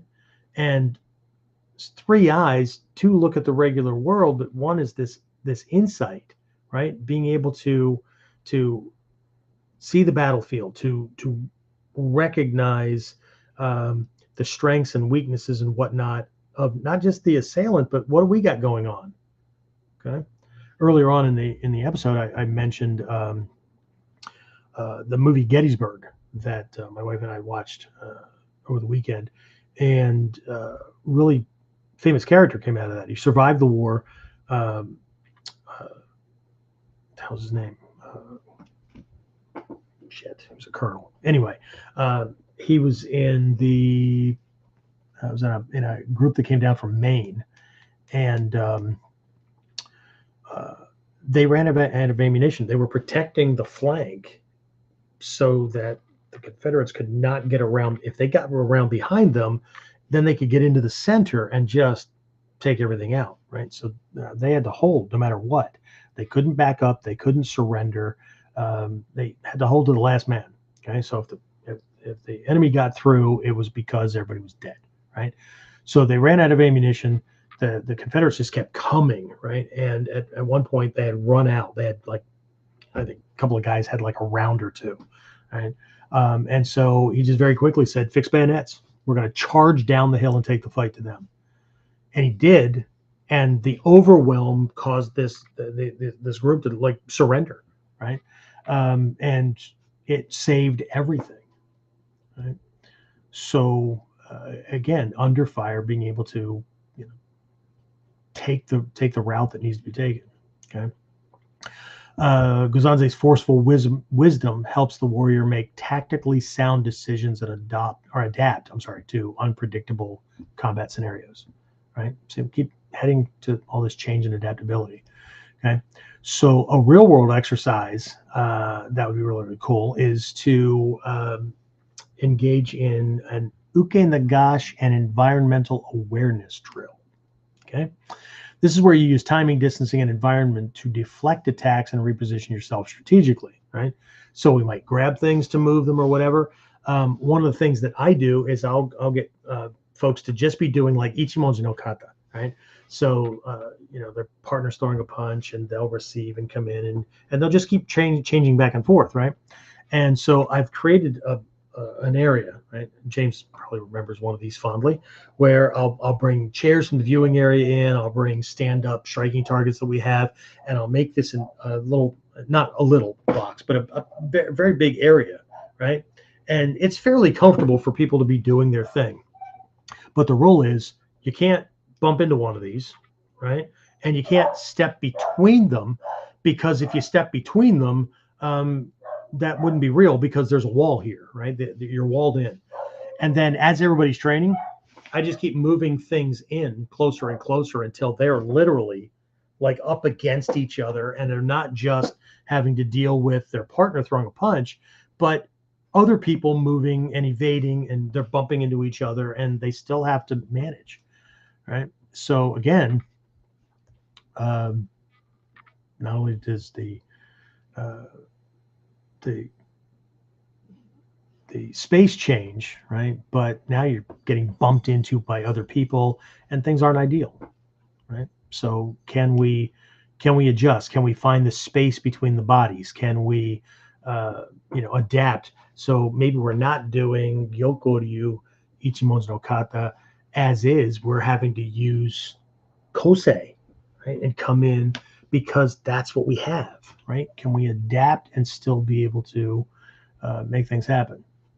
All right, very, very quickly here, right? So number 5, spiritual resilience, right? Again, quickly, the ability to connect with your higher purpose and maintain an unwavering inner strength in the face of danger or adversity. That includes people condemning you or calling you names and shit like that for things that you believe, whatnot, right? Does it tie into mental and emotional? Yeah, right. If we're weak in those areas, but this is about staying true to your higher purpose, your truths, your beliefs, those kind of things, regardless of what anybody else. Look, you believe you. Just don't bring that shit over here. Okay. You want to live the way you want to live, then honor mine. No, okay. Well, then you can't come in here. Right. It's okay. Right. We can agree to disagree, but you're going to have to stay over there. Right. Okay. So what it's not the know-it-all attitude, mouth with legs person who caves easily when their mind and body has to clash with the checks that their mouth has been writing the entire time.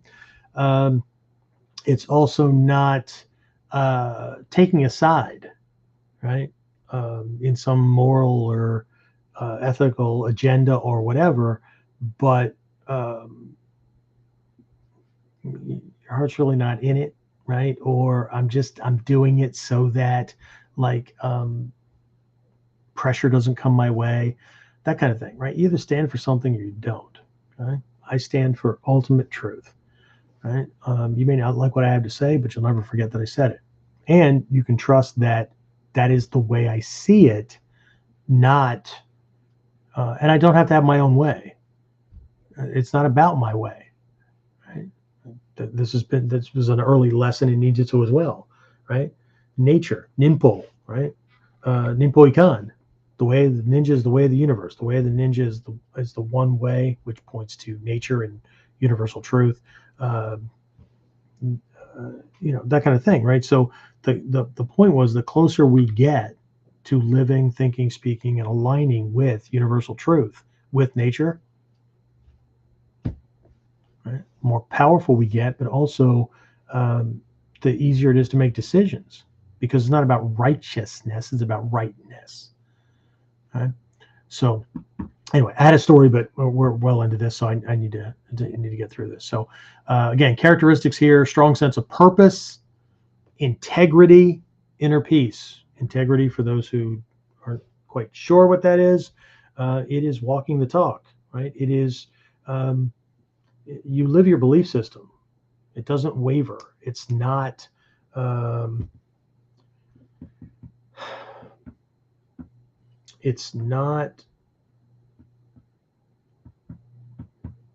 subject to being purchased, being bullied out of, or whatever, right?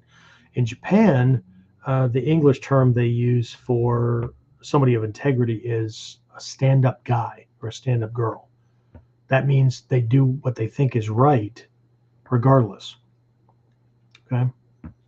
I don't know if it's pride or whatever, but apparently I have that designation. I don't do what I do because I'm loyal to the Bujinkan, right? Or loyal to any teacher or whatever. There's loyalty there, right? But see, the thing about the ninja a long time ago, and what made them different from samurai, was a samurai was bound to their ruler, and even if that ruler became a raving psychopath, right, they had to follow them or commit seppuku. The ninja switch sides because you're a fucking idiot or a lunatic or whatever. And if they didn't just switch sides, they whacked him, then they switched sides. Okay? But again, strong sense of purpose, integrity, inner peace, right? There shouldn't be a struggle with someone's beliefs. I've never understood somebody who has a very strong conviction but would fear to go to another church or another place or whatever. One cannot believe that their perspective or beliefs or whatever are that unshakable, or getting angry in the face of somebody else believing something else. Right? If we're sure, then we're sure.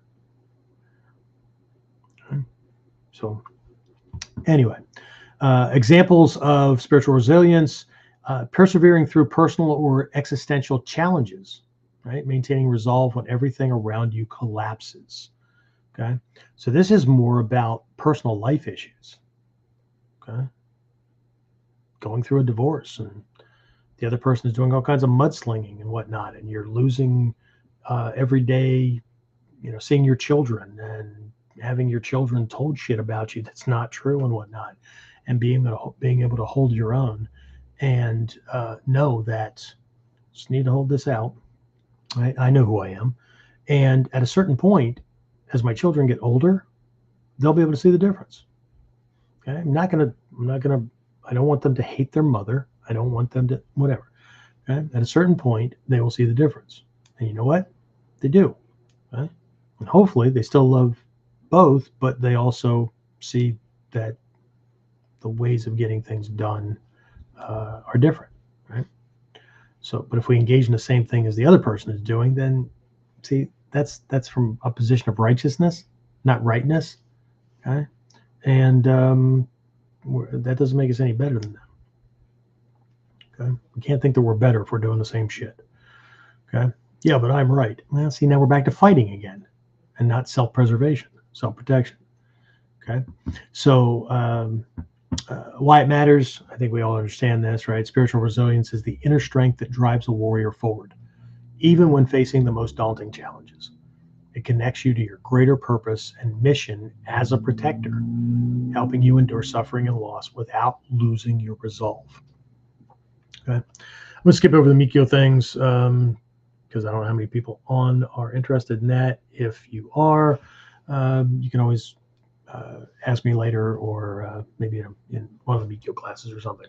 Okay, so as a real world exercise, you can develop spiritual resilience through daily meditative practice and reflection on your purpose as a protector. Shameless plug, we do have a program called the Life Purpose Discovery Process that includes 5 apparently very simple exercises that I promise you are not, that allows you to get to a better understanding of the person behind the decisions, right? So that when somebody asks you why you do what you do, right, and by the end of it, you should be able to sum that all up in a couple of words to a sentence or two. Okay? But might take a little bit to get there. Okay. You can, there's other things that people use. There's like gratitude journals, all that kind of stuff. They're all based on, keeping your mindset focused on your mission. But, right, why are the convictions what they are? Okay. Are they stuck because they were given to you and there was a fear or there was a threat of punishment if you didn't? Or do we waver so much that no matter who we're talking to, so as to avoid conflict, we will just go along with whatever they believe, or right? Or do we have the I just don't want to get involved? Okay, as long as it's not coming at me, I don't care. Well, I promise you, with certain things, okay. Some people really do believe that silence is agreement, right? And if it's strong enough, like a lot of things that are going on today, it will eventually touch you and touch everything. Okay. All right. Last one I want to cover today, and the other thing that I was going to do, well, we'll talk about that. Actually, I'm giving you things now, but maybe I'll do another episode, maybe as a part 2 later on. What I was going to add to all this was other ways for building resilience, but let's see. Yeah, maybe I'll hold that for another time because I think we worked enough into these. All right, so the last one, number 6, is social and community resilience. Okay, so we can define this as the ability to create and maintain strong bonds with others and foster a sense of unity and support in your community. Right, so think getting along in the dojo and making friends and understanding them better than just, oh, yeah, it's somebody that I like punch around and throw on Saturday nights or whatever. Okay. What it isn't, it's not alienating oneself from others, right? It's not maintaining the I'm better than everyone else belief, and then not understanding why no one will help you. Not you, right? We're all enlightened. So when I say you, I mean third person, right? No one will help you, or the group that you hang with, right? And are most connected to can't help you when you need it because they're exactly where you are in their lives, right? Again, way back in the day, one of the earliest lessons I got from Matsumi Sensei was that all ninja have a ninja network, right? They have a network of people with skills, strengths, knowledge, those kind of stuff that they don't have, right? And these are people that they can call on when needed, either for advice or for, instructions for how to, right? Or that will actually freaking pick up and come visit to help you solve a problem, right? So characteristics here, right? When I say characteristics, a lot of these things can be skill sets as well. Okay, so we need to have good communication. We need to be able to establish communication, maintain communication. We need to be able to communicate effectively. Well, you knew what I meant. Yeah, no, I didn't. Well, it's not my fault. I know what I meant. Well, fucking congratulations. But that's not communication unless you're just talking to yourself. Communication requires that the frequency of the transmitter and the frequency of the receiver are the same, just like radios. So if the receiver doesn't understand what the communicator, what the transmitter said or meant, it is the transmitter's fault, right? Well, see, that's one of my habits, right? I always say right. Right? So communication, trust building, also known as rapport, right? Spelled rapport, ARRAPPORT, rapport, teamwork, and leadership. Okay? These are the 4 primary characteristics: communication, trust building, teamwork, leadership. Okay, so examples of social and community resilience include like leading a team through a crisis, maintaining strong relationships with family and fellow warriors, those kind of things, right? So, and again, there's other parts of the resilience things where you are going to distance yourself from family, whatever, that would hinder resilience. People that would force you to operate a certain way. You're only allowed to do certain things at certain times or whatever, right? That's not that doesn't allow for resilience. Okay. We all know why it matters, right? No warrior can stand alone, right? I know all the movies show the lone ninja warrior. It's just a fallacy, not a phallus. That's different. Okay. So no warrior can stand alone, right? Social resilience allows you to foster trust, build support networks, create strong bonds with fellow warriors and protectors, right? In both training and life, right? Community cohesion ensures that you and those around you can weather adversity together. Human beings we're social creatures, right? Strength in numbers. That's why people banded together, created, clans, and it just grew from there. Okay, so really, really important stuff. Okay, yeah. So we'll speed this up here. So anyway, as a real world exercise, you could do things like participate in team-based survival or tactical exercises where effective communication and teamwork are essential for success. Reflect on ways in which your relationships were strengthened during those experiences. In my wilderness survival training seminars that I do, in the early stages are really designed around learning the skills. In the upper stages, we will have people show up and we're going to be doing something for either an entire day or over the course of several days, including overnights. And so when people show up, the first thing I do is take a bunch of shit from everybody and I take different stuff from different people. And what I do is I force a situation where will be short on supplies.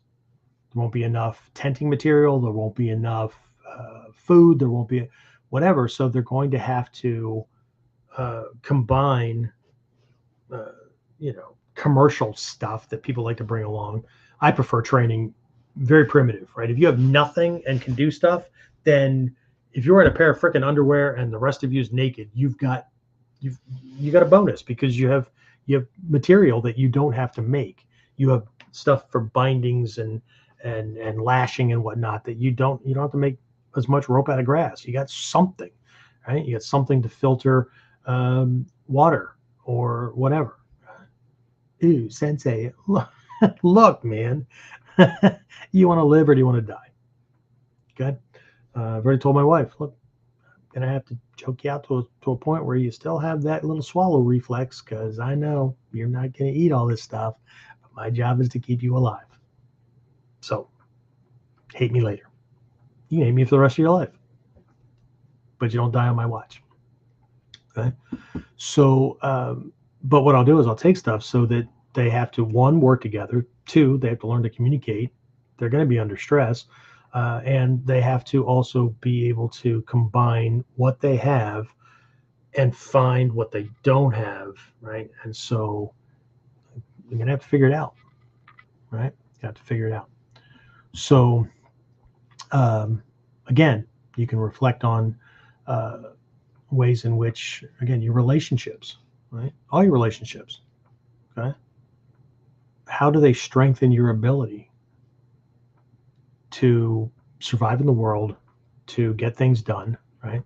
And especially, right, who can you trust in really bad situations? And again, this type of resilience, right? I know, right? I don't need nobody. Yeah, okay, sure. Don't break a leg. Okay? To anthropologists, right? One of the signs of an early adopted civilization, like clan-based kind of thing, is a knitted leg bone, like a thigh bone, okay, or any kind of break, especially the legs, though, okay, because in primitive environments, if you break a leg, you can't hunt, you can't escape from predators, you can't do shit. So to find a skeleton that has a knitted bone means that somebody else or multiple somebodies patched it and treated you and did everything they could to keep you safe until you could be mobile again, right? Protected you from predators, fed you, all kinds of shit, because you could not do it yourself. So while we would all like to think that we're that lone ninja that'll take on the apartment building filled with mafia, and we're going to do it with a sword and some shuriken and some fucking smoke bombs, and they've got Uzis, back in the real world, based on evolution, here we are. Okay. So, pop back over here. James, questions, comments, what popped up? James, can you think of any drills we've done at the dojo that, or just little things that we've done that help with resilience or thinking under pressure or recovering quickly in any of these areas?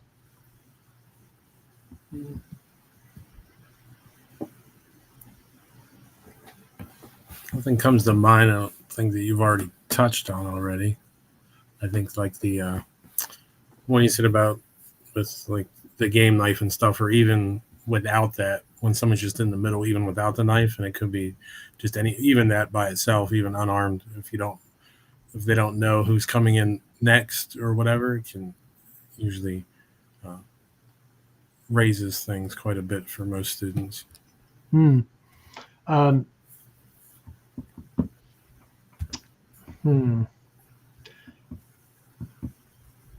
How about a new student just having a little bit of extra pressure applied to a pressure point? and then they've got to get over themselves, right? Or not letting them back down, right? Henry's a good example. 11, came in super skittish, right? I mean, Jesus, we couldn't move without him like flinching, right? Mm-hmm. And while he's not completely out of the woods, right, it's way different than he was before, right? Sure. Because we didn't let him run and hide. It was important to his parents that he, developed this ability, and so not letting somebody ride out of that kind of thing. But I'll borrow Isuka Sensei's method, right? Experience, right? Pop that point, and students are like, "Man, I didn't even know that existed." Yeah, well, here you go. Right? In jest, that's where we start them anyway. We'll do some jokes that are pretty hard hitting, right? And people just laugh it off and whatever. I mean, they get that freaking thicker skin and resilience and whatnot. So important stuff. Okay. So I see the numbers have dropped. I've obviously taken people way past their resilience point, or life comfort or whatever. So anybody leave any questions or comments behind that I can answer before we wrap this up? No, I don't see anything else. Okay, cool. All right. Well, let me just hit my notes for the last time here. Let me make sure I didn't miss anything. Okay, so with that last part there, with the social resilience and whatnot, this is why we're part of an actual dojo of like-minded others, right?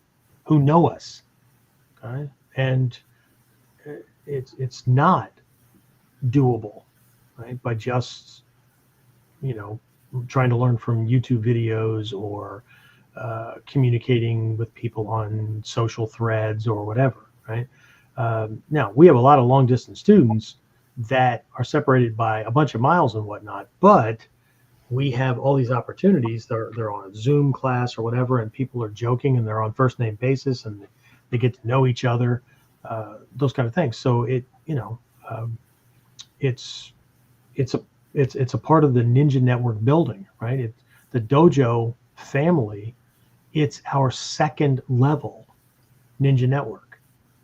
Okay, friends and family are first level, right? The dojo family is the second level, and the third level are those we purposefully connect with to fill in gaps in our knowledge, experience, or like ability level, things like that, right? So good places to start and learning more about this stuff just outside of Budo Taijutsu, Nippo Taijutsu, or whatever, is our Ninja no Hachimon program, right? Started out as a 10-week live program. It covers this wide gamut of these 8 essential areas of training that all allow somebody to adapt to and handle different types of situations. Yes, some involve weapons, some do not, or whatever, but interesting stuff. So anyway, we have that on the news site, right? On the onlineninjaacademy.com. Is that still 8 gates or 8 hyphen gates? Something like that? Yeah. Okay.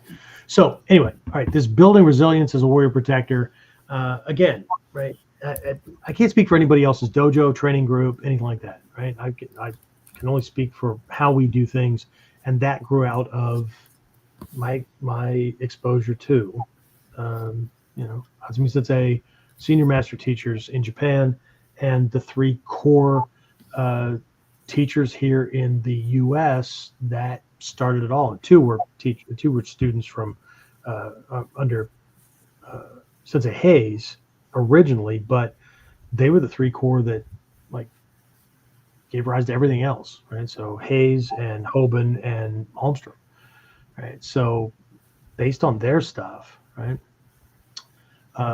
we train resilience across all dimensions: mental, emotional, physical, tactical, spiritual, and social, right? These things, we're integrating these aspects into every lesson, every scenario, right? And we talk about why these things are important and how we're protecting ourselves from. Okay, don't forget the video cameras are always on. We've got to protect ourselves and adapt to situations because we have to worry about the perception of witnesses, those kind of things, right? So, get to know your fellow students and whatnot, because often people need help, right? Students have reached out to help me in major crisis, everything from the house burning down to helping to move my mother-in-law after her partner died. Right. So again, whether through kata, scenario-based drills, Mikyo-based meditative practice, right? Right. Our focus is empowering students to build strong, adaptable foundations, so that they can survive. They can answer Takuma Sensei's question, Hatsumi Sensei. Right? Can you survive? Survive what? Whatever has to be survived. Whatever has to be dealt with. Okay. So. And just wrap this up by saying that understanding and cultivating resilience across these 6 dimensions allows you to operate as a true warrior protector, right? We're not just a one-trick pony. We're not just martial arts stylists, right?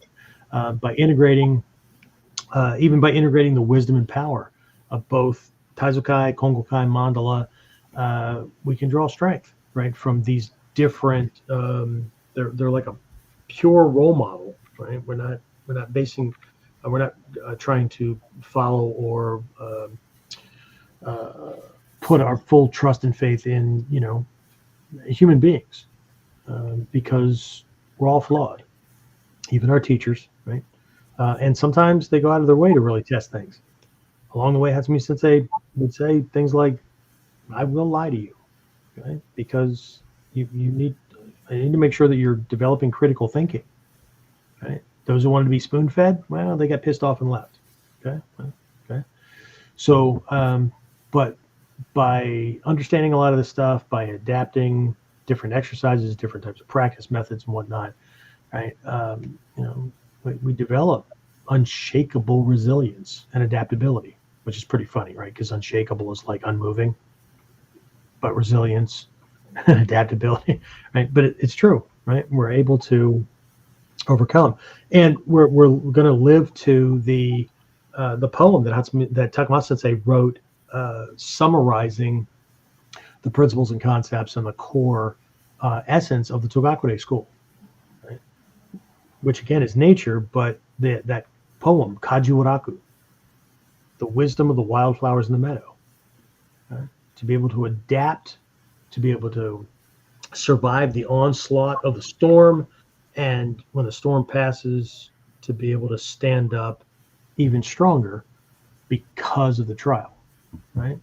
So each aspect of resilience builds upon the others, and each helps you not only withstand life challenges, but thrive in them. Okay? Thrive in them. Highly successful people, right? I know people like to knock them, right? The rich, the weather, whatever. You know what?